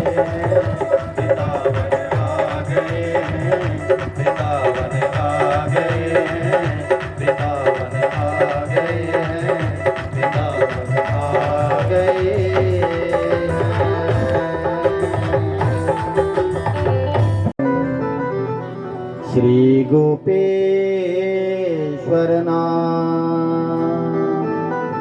बोलो गोपेश्वर भगवान की। जैसे ही महारास हुआ श्री धाम वृंदावन में, भक्त और भगवान का विशिष्ट मेल हुआ, सभी गोपियां भगवान को प्राप्त करके अब अपने स्थान गई। भगवान शिव ने मना कर दिया, अब मैं वापिस कैलाश नहीं जाऊंगा। गोपी के ही वेश में वृंदावन में हो गया, वृंदावन की ही गोपी बन गई, क्योंकि वहां पर पुरुष का प्रवेश वर्जित है।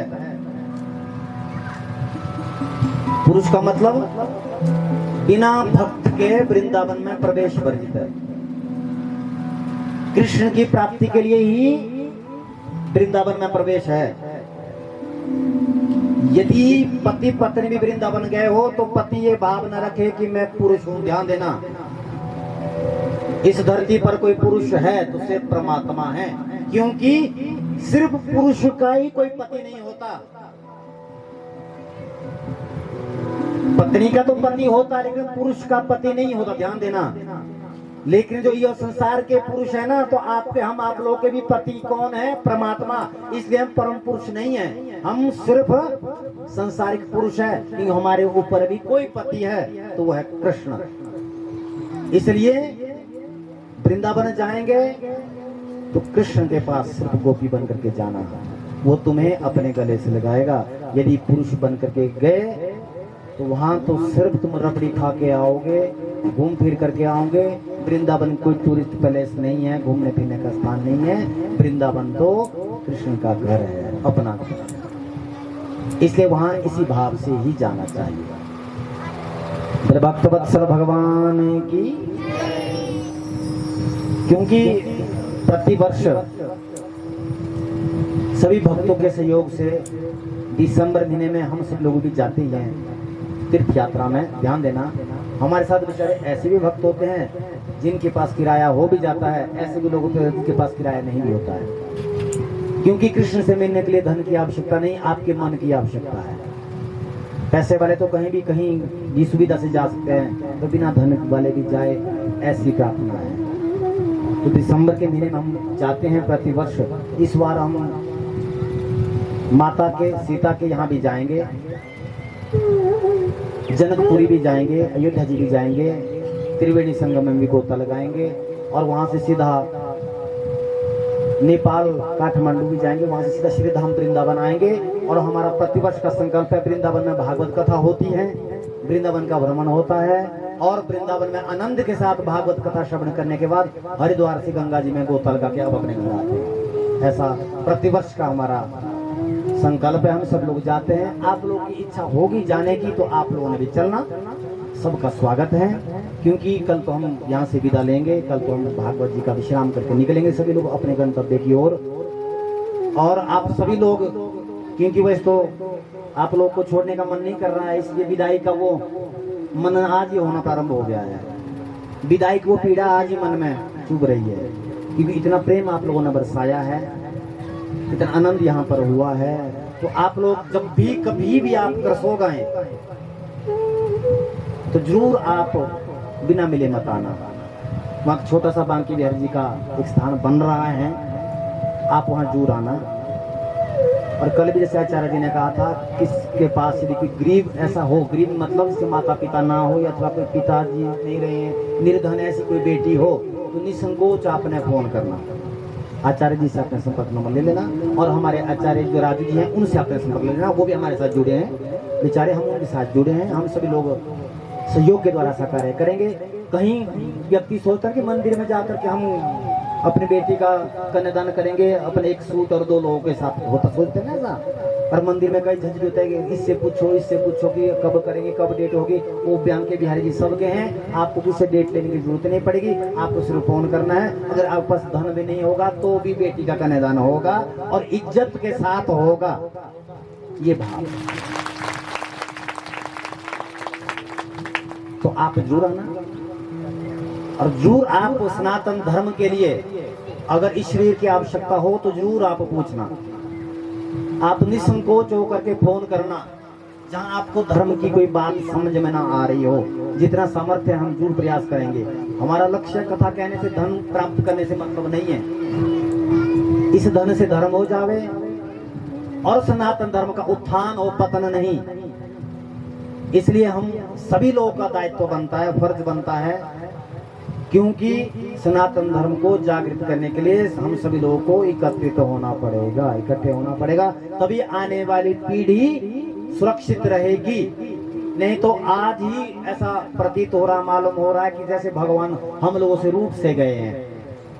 धरती इतनी तपायमान हो चुकी है कि एक बूंद धरती पर नहीं गिर रही है। कहीं ना कहीं तो भगवान रुष्ट है ना हम लोगों से। अगर रूठने वालों की ध्यान देना, यदि पापियों की संख्या 500 है तो हम आप लोग मिलकर के कुछ संख्या में तो भगवान का भजन कर, सत्कर्म तो कर ही सकते हैं मिल करके।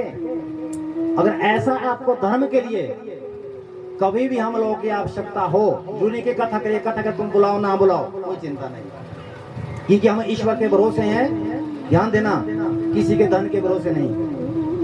ये व्यासपीठ से हम आपको स्पष्ट बोलते हैं।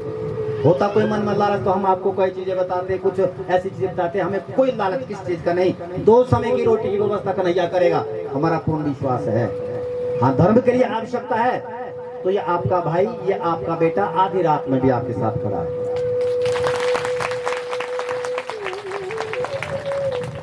इसलिए आप लोग ये कथा का मर्म जान रहे हैं, ये समझ रहे हैं। सिर्फ इतना समझना, कल के बाद कथा ना कभी प्रारंभ होती है, कथा ना कभी समाप्त होती है। ध्यान देना, ये यज्ञ से परिपूर्ण होगा।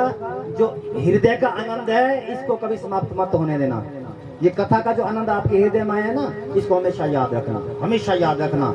और जहां पर भी आप कहीं कथा में जाएं, जहां पर आप एक बार बैठ गए, अति महत्वपूर्ण काम के लिए ही आप उठे, ताकि आप लोग का परिचय जाए। इस गांव में कथा हुई थी, कुछ ना कुछ ये लोग सीख के आए हैं। और दूसरी बात ध्यान देना, दूसरी बार कहीं भी कथा हो रही हो, अन्यथा आपके गांव में पुनः कथा हो, आप लोग का कर्तव्य बनता है कि आप लोग एक ही आवाज में सभी एकत्रित हो जाएं और मैं सबसे ज्यादा सेवा करूंगा, मैं सबसे ज्यादा सेवा करूंगा। ये भाव हम लोग के अंदर हो जाना चाहिए। समझो इस गांव को भी भगवान वृंदावन बना देगा। ये बात आप लोगों ने अपना मन मुटाव खत्म कर दिया ना। यहाँ के गांव वालों से पूछ रहा हूँ, जल्दी से हाँ जी ना जी बोलो, हाथ खड़ा करके। जो यहाँ के गांव के लोग हैं, कितने लोग हैं यहाँ के गांव के? यहाँ के गांव के लोग हैं, उनके हाथ ताकि मैं देखूं कितने लोग इस गांव के हैं। आज के बाद एक दूसरे के प्रति आपका जो कोई भी रुष्टि या कुरीति रूठे हुए ना, तुम लोग कृष्ण के पास छोड़ के जाना मेरे कहने से। अगर आपने कुछ अच्छा लगा होगा कथा सुनने से, आपके मन मुटाव बिल्कुल खत्म हो जाना चाहिए। खास करके राजनीति के तौर तरीके से यदि हुए हो तो उसको तो बिल्कुल मेरे हमाम में सुबह जला देना, आगे जब सर्दी आएगी। इसलिए आप सभी लोग एकजुट होकर के रहना, एक भाव से रहना, एक विचार से रहना, ताकि आप सभी लोग हमारी कृषकों के लिए मिसाल बन जाए। वहां पर भागवत कथा हुई थी और सभी वहां कृष्णमयी हो गए। ये भाव होना चाहिए, आपका परिचय होना। और उसी का ही तो आनंद है, उसका मतलब ही तो कथा है। आचार्य जी,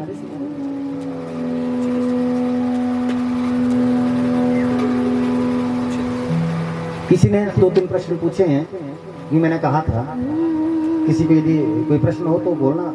किसी के 2-3 प्रश्न हैं, क्योंकि 5 भी बज चुके हैं, समय तो बिल्कुल तेज गति से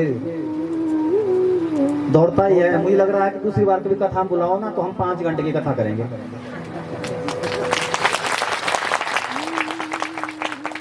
बेशक सुनने वाले 10 होंगे, 90 गाली देने वाले होंगे, तो फिर भी हमें 10 के लिए सुनाएंगे। चलो कोई नहीं, समय को व्यर्थ ना गुआते हुए प्रश्न की ओर चलें। भगवान की प्राप्ति मंदिरों में जाने से होती है या किसी गरीब की सेवा करने से होती है? किसी का प्रश्न है कि भाई भगवान की प्राप्ति मंदिर में जाने से होती है या किसी गरीब की सेवा करने से होती है? ध्यान देना, ध्यान देना। मेरे हिसाब से इसका उत्तर तो ये है, मंदिर का एक अपनी महत्वता है, गरीब की अपनी महत्वता है। जितना जरूरी हमारे लिए मंदिर है, उतना ही जरूरी हमारे लिए किसी गरीब की सेवा करना भी है। उदाहरण के तौर पर आपको मैं समझाऊं, यदि आपके माता पिता घर में हैं और वो असमर्थ हैं,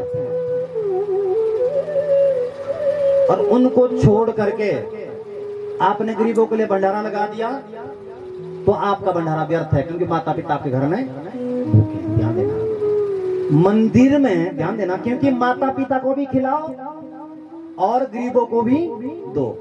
जब ये दोनों बातें हो जाएगी तो दोनों से आपका कल्याण हो जाएगा। इसलिए मंदिर में जाना महत्वपूर्ण है। ये मंदिर आप एक बार जाते हैं ना, मंदिर में आप एक बार सेवा करते हैं तो 20 बार आप गरीबों की सेवा करो, ये हो सकता है। पर इसका मतलब ये नहीं कि मंदिर छोड़ दो और गरीबों की तरफ जाओ, ऐसा नहीं है। या गरीबों की तरफ जाओ, मंदिर छोड़ दिया, मंदिर जाओ, गरीबों को मत देखो, ऐसा नहीं है। मंदिर की अपनी महत्वता, क्योंकि हमारे भगवान वहां पर है। जिस प्रकार से घर में हमारे माता पिता ने जिन्होंने हमारा पालन पोषण किया है, तो सांसों को देने वाले वो हमारे परमात्मा है, उनको हमारी ज्यादा आवश्यकता नहीं है। हमें उनकी आवश्यकता है कि सद्बुद्धि देने वाले मेरे परमात्मा हैं, मेरे कृष्ण हैं। जब वो हमें सद्बुद्धि देंगे, उसके बाद मंदिर जाने के बाद आप गरीबों की सेवा करना, तो भगवान अति प्रसन्न हो जाएंगे।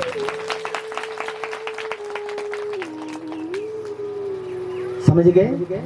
हाँ जी, आप दयालु हैं, गरीबों की सेवा करना चाहते हैं, तो गरीबों की सेवा करने से पहले क्या करें? अगर आज आपने सोच लिया कि मैं भंडारा दूंगा, तो पहले अगर आपके माता पिता घर में है तो उनको भोजन करा दीजिए, उसके बाद गरीबों को भंडारा दीजिए। बोलने का मतलब ये है कि गरीबों को भी देखना महत्वपूर्ण है और मंदिर को देखना भी महत्वपूर्ण है, दोनों के बराबर लेकर के चलना है। और दूसरी बात, क्या कथा इसके बाद दूसरा प्रश्न है, क्या कथा पंडाल किसी वयोवृद्ध या अपने से बड़ों को प्रणाम करना चाहिए या नहीं? कथा पंडाल में भी प्रणाम करना चाहिए अपने वयोवृद्ध को या नहीं? तो मैं आपको कहता हूं नहीं। क्यों? क्योंकि सबसे बुजुर्ग कोई है तो वो भागवत है। इनसे बुजुर्ग कौन है बताओ? कोई है? जहां भगवान है वहां फिर कोई वृद्ध नहीं, वहां कोई बड़ा नहीं है। वहां संसार की रीति ही खत्म हो गई, वहां संसार की प्रीति ही खत्म हो गई, और वहां पर संसार का गीत ही खत्म हो गया। वहां का जो गीत है, वहां की जो प्रीत है, वहां की जो रीत है, वो तो सिर्फ भागवत है। कथा पंडाल के बाहर संसार है, कथा पंडाल के अंदर परमात्मा है। कथा पंडाल में अंदर बैठते आपसे यदि कोई बड़ा है तो जोर से राधे राधे बोलिए, और प्रणाम तो सिर्फ भागवत को ही करना चाहिए। अगर आपके पिताजी खड़े हैं और वहीं पड़ोसी भी खड़ा है, और आप पिताजी को छोड़ करके पड़ोसी को प्रणाम कर रहे हैं, तो पिताजी को तो आएगा ही मन में कि ये तो मुझे प्रणाम नहीं कर रहा है। उसी प्रकार से ये हम सब लोग के पिता है। जहां परमात्मा है वहां कोई चीज शेष नहीं बचती। कथा पंडाल में आने का नियम यही है, जब आप आए वहीं से झुक जाइए और आकर के प्रणाम पहले कीजिए, फिर अपना स्थान ग्रहण करें। और जहाँ पे एक बार बैठ गए ना, आपकी बगल में यदि गुरु जी आए तो प्रणाम करें, आपके माता पिता जी वहां आ जाए तो प्रणाम करें, या आपकी बगल में महात्मा बैठ जाए तो प्रणाम करें। यदि कहीं पीछे महात्मा बैठ गए और बाद में आपको पता चलता है, तो कथा समापन के बाद व्यासपीठ के जो व्यास जी बैठे उनके जाने के बाद फिर आप महात्मा जी के लिए प्रणाम कर सकते हैं, अन्यथा अपना स्थान छोड़ करके नहीं जाना चाहिए। ये कथा का नियम है। एक बार आप बैठ के नहीं जाना, उठना नहीं चाहिए कथा से। सबसे बड़ा तो नियम ही यही है। तार आपकी जुड़ी है, बीच में से काट दी तो बल्ब तो नहीं जलेगा। उसी प्रकार से कथा का जो तार है भक्त के हृदय तक पहुंचा रहता है। बीच में से यदि उठ के जाते हैं, तार बीच में कट जाते हैं, तो आधे दिन में लाइट रही, आधे दिन में तो आप अंधेरे में ही रहे। और जब आप उठ के गए, हो सकता है उस समय में कोई शब्द ऐसे होंगे जो सिर्फ भगवान ने आपके लिए कहने थे, और आप उठ के चल दिए। उस समय एक राहगीर जा रहा था, भगवान से बोलता कि मेरी गरीबी भगवान तुमने कभी हटाई नहीं। चलता रहा हो, भगवान ने बोला बार बार ये मांग रहा है, तो भगवान ने एक सोने की एक गठरी उसके मुंह के आगे फेंक दी। और उस राहगीर के दिमाग में आया कि जो बेचारे अंधे होते वो कैसे चलते होंगे। गठरी थी सामने, उसने आंखें बंद कर दी, 2 कदम में गठरी छूट गई, और बाद में फिर रोने लगा कि भगवान तुमने मेरी गरीबी हटाई नहीं। तो भगवान क्या करे, तो अंधे की तरह चलेगा आंख के बाद भी। जब हम जैसे बोल बोल के पागल हो गए संसार के लिए, बोल बोल के हम थक गए, पर जब तक जिंदा है ना, तुम्हारे प्राण हम आसानी से जाने नहीं देंगे। कहीं कथा मिलेंगे तो झूठ डांटेंगे तुम लोग, कहीं दूसरी बार भी कथा में मिलेंगे ना। हाँ, क्योंकि बोलते हैं ना कि भय बिन होत न प्रीत, डर ना हो ना तो प्रेम नहीं होता। प्रेम वही होता है जहाँ डर होता है। ये तुलसीदास जी कह रहे हैं। अब तुम, अगर हम तुम्हें यहाँ थोड़ा नहीं बोलेंगे, थोड़ा डांटेंगे नहीं कल काल में ना, तो महाराज तुम तो थाली लेके यहीं खाने भी लग जाओगे। हुआ एक जगह ऐसा कथा में, चप्पल पहनी है, रोटी भी खा रहे हैं चलते चलते। ध्यान देना, कभी भी खड़े हो करके, कभी भी जूता पहन करके, कभी भी चप्पल पहन करके भोजन नहीं करना चाहिए, क्योंकि पशु कभी सो करके घास नहीं खाता, वो तो खड़े हो करके ही घास खाता है। हाँ जी, जब पशु बैठ जाता है ना तो कभी घास नहीं चुगता वो। और इंसान को कहा गया, इंसान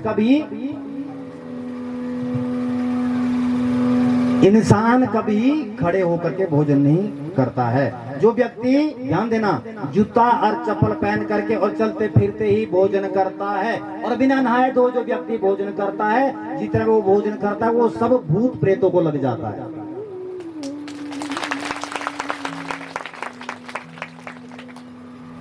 अब करोगे भोजन ऐसे? हाँ जी ना जी बोलो। नहीं करेंगे भोजन? प्रेत बनना है तो करो, कृष्ण के प्रेमी बनना है तो मत करो। पर मुझे पता है आप सभी लोग अनुसरण कर रहे हैं कथा की। अगर आप कथा का अनुसरण ना करते ना तो 6 दिन तक देखो पूरा पंडाल भरा पड़ा है। हा?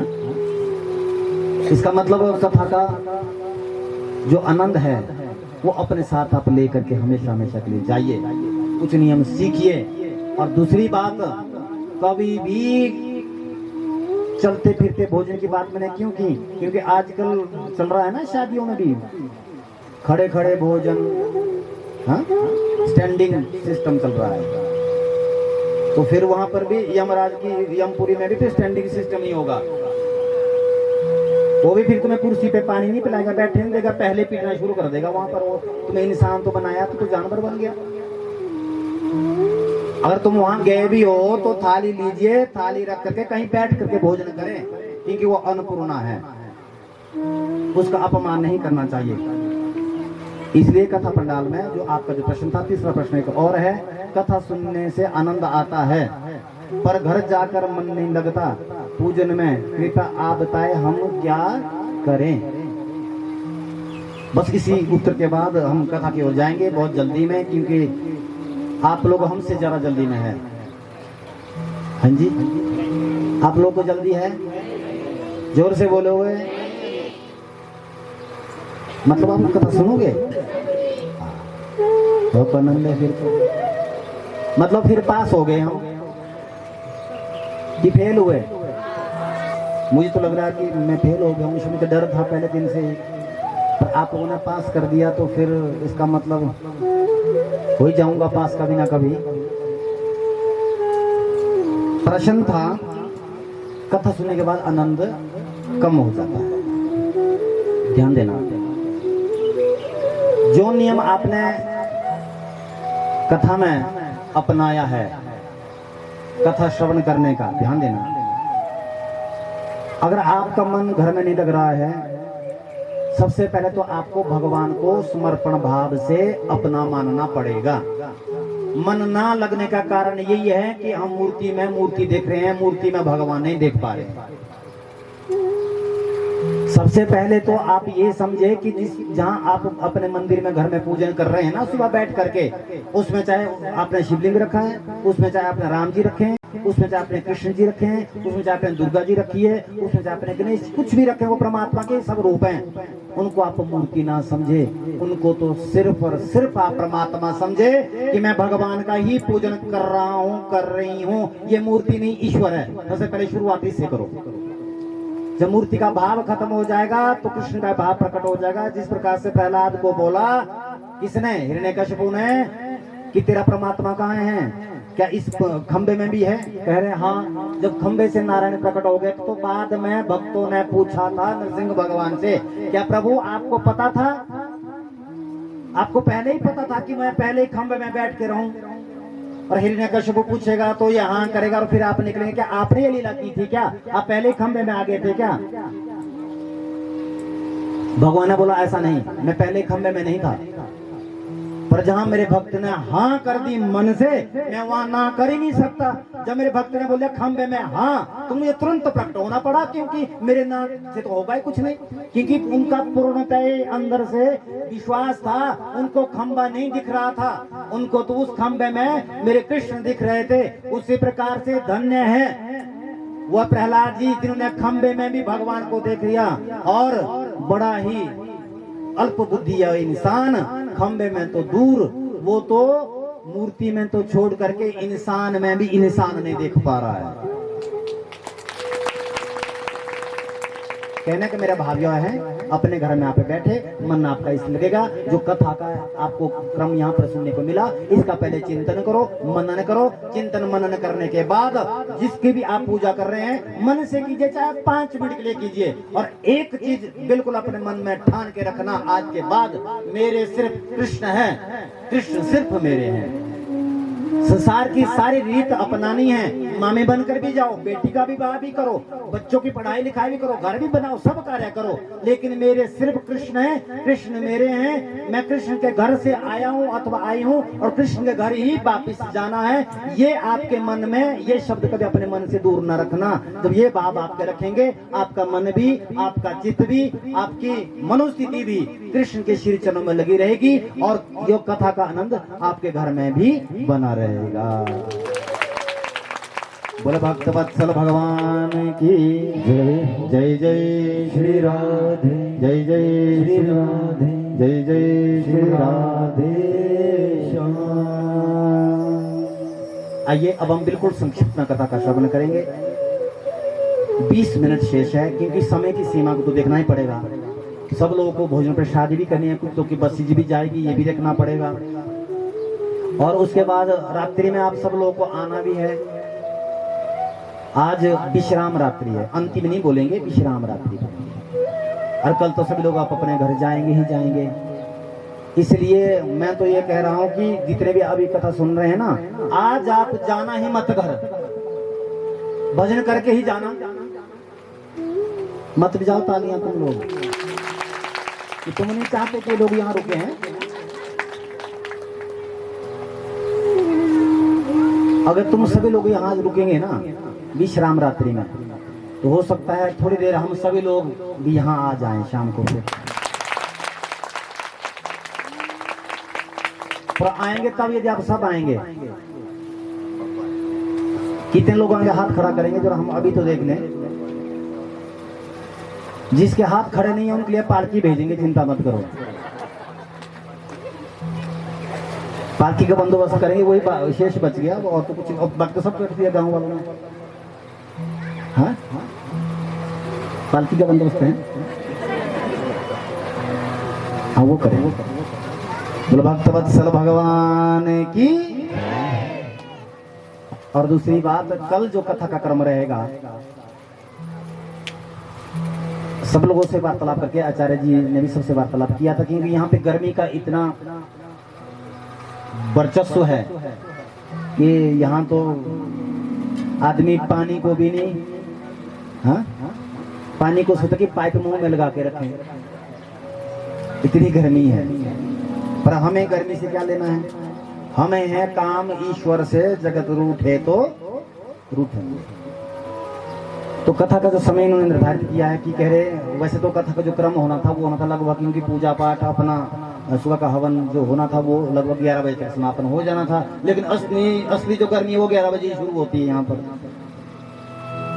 तो इसलिए संभव नहीं हो पा रहा है सब लोगों से, तो इसलिए हम पर 2 बजे से कथा का बोल रहे हैं। 2 से 3:30 ही हम कथा करेंगे, सिर्फ 1.5 घंटा कल कथा का रहेगा। उसके बाद कथा का विश्राम होने के बाद, क्योंकि यदि हम मान लो 11:30 कथा करेंगे तो 1 बजे समाप्ति, उसमें पूर्ण गर्मी होगी, धाम खा के उल्टी ही आएगी, कुछ और नहीं होगा, तरी खा के। इसलिए आप लोग की सेहत का भी ख्याल रखना ही पड़ेगा ना। हमारा क्या है, हम तो अनपढ़ ग्वार, घर से फरार, हम तो यहीं रुक लेंगे कल भी, हमें नहीं चिंता होती किसी चीज की।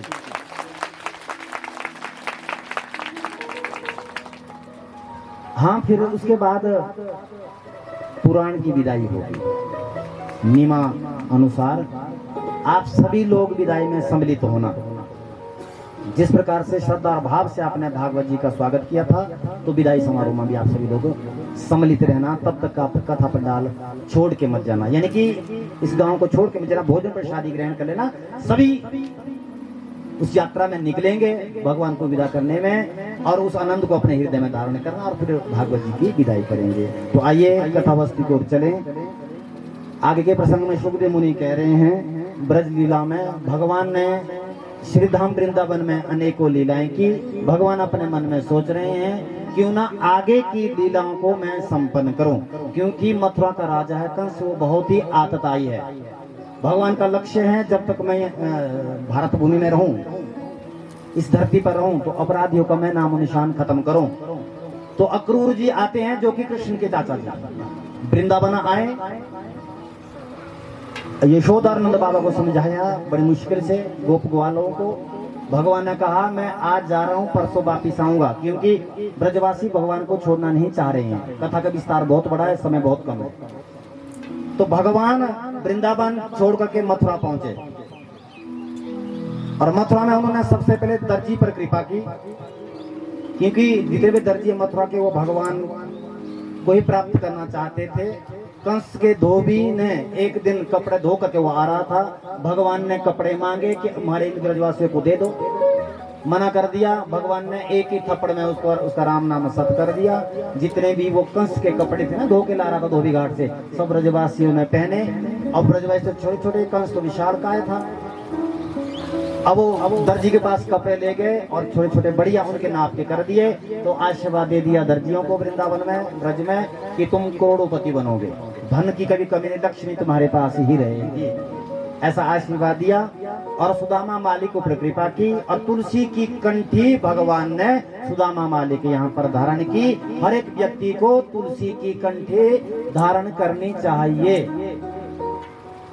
हाँ जी, सो गए? जो व्यक्ति तुलसी की कंठी धारण करता है, जिस प्रकार से पानी यदि गंदा हो, कपड़े में छान करके जब हम उस पानी को छानते हैं तो गंदगी कपड़ों में रह जाती है और पानी निर्मल हो जाता है और फिर पीने के काबिल हो जाता है। उसी प्रकार से जो आप अन्न खाते हैं ना, उस अन्न में यदि दोष हो और तुलसी की कंठी आपके गले में लगी हो तो छान करके नीचे जाता है, और जिसके गले में तुलसी की कंठी होती है, यम का पाश का बंधन टूट जाता है जब मृत्यु का समय आता है। इसलिए तुलसी गले में धारण कीजिए। भगवान कंस के महल तक पहुंचे, कंस से दो दो हाथ हुए भगवान के, और भगवान ने याद दिलाई कंस को, मामा श्री, जब मेरे माता पिता का विवाह था उस समय तुमने मेरी मां देवकी को किस प्रकार से रथ से उतारा था और बालों से पकड़ा था, याद कर उस दिन को। भगवान ने घसीटा कंस को और पूरे मथुरा मंडल की परिक्रमा की, और अंतोगत्वा कंस को भी अपने धाम भेज दिया। कंस मर्दन भगवान की जय। इसके बाद देवकी और वसुदेव को स्वतंत्र किया। आज नंद बाबा को पता चला कि ये वसुदेव और देवकी का पुत्र है, ये हमारा बेटा नहीं, ध्यान देना। नंद बाबा को बहुत गलानी हुई, लेकिन भगवान की सुंदर छवि को हृदय में धारण करके मथुरा से सीधा वृंदावन आए, और ब्रजवासी सभी लोग भगवान का इंतजार कर रहे हैं। भगवान तो मथुरा में रह गए, क्योंकि वापस आएंगे वृंदावन, तो वृंदावन में उनके प्रेम से छूटना बहुत मुश्किल है। तो अक्रूर जी को भेजा समझाने के लिए। अक्रूर जी ने उद्धव जी, अक्रूर जी तो पहले लेने आए थे, उद्धव जी ने समझाने की कोशिश की अपने ज्ञान के द्वारा, लेकिन प्रेम के वशीभूत होकर के, ध्यान देना, प्रेम ज्ञान से बढ़कर है। हम कितने भी अच्छे श्लोक बोले, कितनी भी अच्छी कथा करें, उससे भगवान उतने जल्दी नहीं रीझेंगे जितने जल्दी भगवान प्रेम से रीझते हैं। यदि किसी व्यक्ति ने सच्चे मन से भगवान से प्रेम कर लिया हो, वहां पर ज्ञानी फेल है, ऐसा भगवान बोलते हैं, क्योंकि प्रेम के वशीभूत ही भगवान होते हैं। वसुदेव और देवकी ने अपने पुत्रों को शिक्षा दीक्षा देने के लिए अवंतिकापुरी मध्य प्रदेश उज्जैन संदीपनी आश्रम भेजे। वहां पर सुदामा जी के साथ उनकी मित्रता हुई, और सुदामा जी की मित्रता होने के बाद भगवान अपने बड़े भैया दाऊ भैया के साथ अल्प समय में ही पूरी शिक्षा दीक्षा प्राप्त करके आए। वापिस जब मथुरा आए, इधर कंस की 2 पत्नियां अस्ति और प्राप्ति जो कि जरासंध की बेटियां हैं, उन्होंने अपने पिताजी से शिकायत मेहंदी लगाई रे कृष्ण नाम की, मैंने मेहंदी लगाई रे कृष्ण नाम की।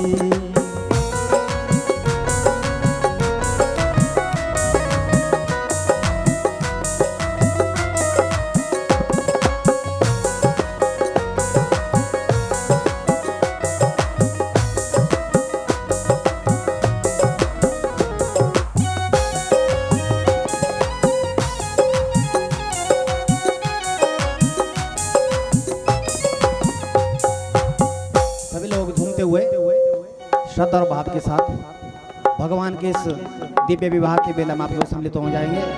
आप सभी लोग कृष्ण नाम की, मैंने नथनी सजाई रे कृष्ण नाम की, मैंने मेहंदी लगाई रे कृष्ण नाम की, मैंने मेहंदी लगाई रे कृष्ण नाम की। हरि बोल।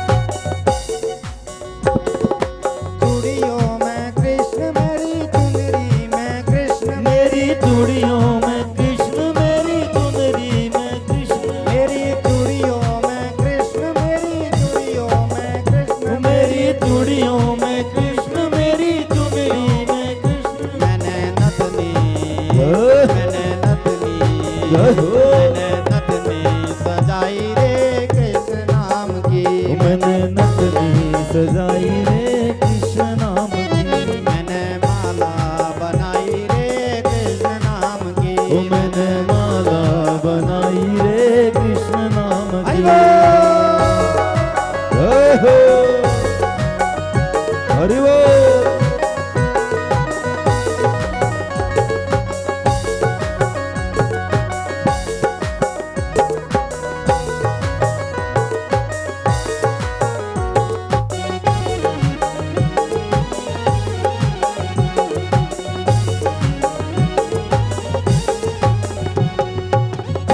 मेरे नैनों में गोकुल वृंदावन, मेरे नैनों में गोकुल वृंदावन, मेरे नैनों में गोकुल वृंदावन, मेरे नैनों में गोकुल वृंदावन, मेरे प्राणों में मोहन मन भावन, ओ मेरे प्राणों में मोहन मन भावन।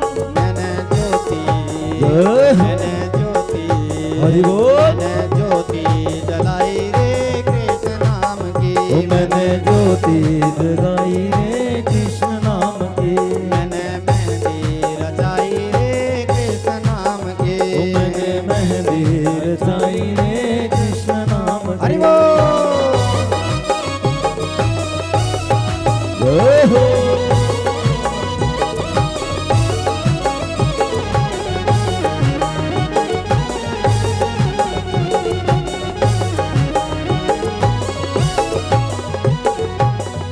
मेरे होठों पे कृष्ण, मेरे हृदय में कृष्ण, मेरे होठों में कृष्ण, मेरे हृदय में कृष्ण, मेरे होठों पे कृष्ण, मेरे हृदय में कृष्ण, मेरे होठों में कृष्ण, मेरे हृदय में कृष्ण। मैंने माला मैंने माला बनाई रे कृष्ण नाम की, मैंने माला लगाई रे कृष्ण नाम की, मैंने मेहंदी रचाई रे कृष्ण नाम की, मैंने मेहंदी रचाई रे कृष्ण नाम की। हरि बोल।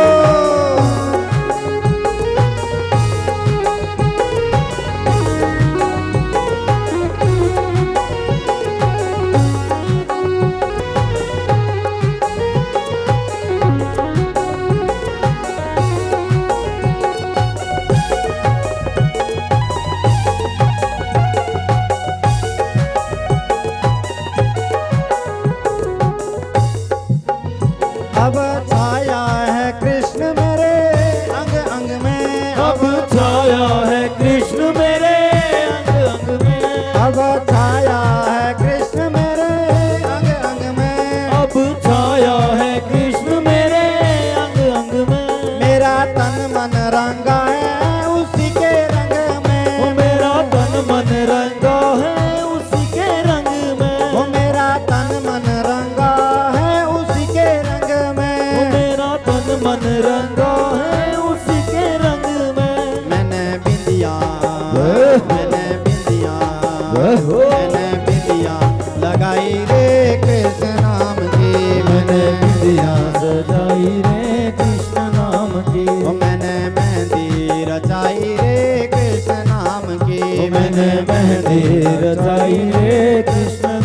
की। हरि बोल।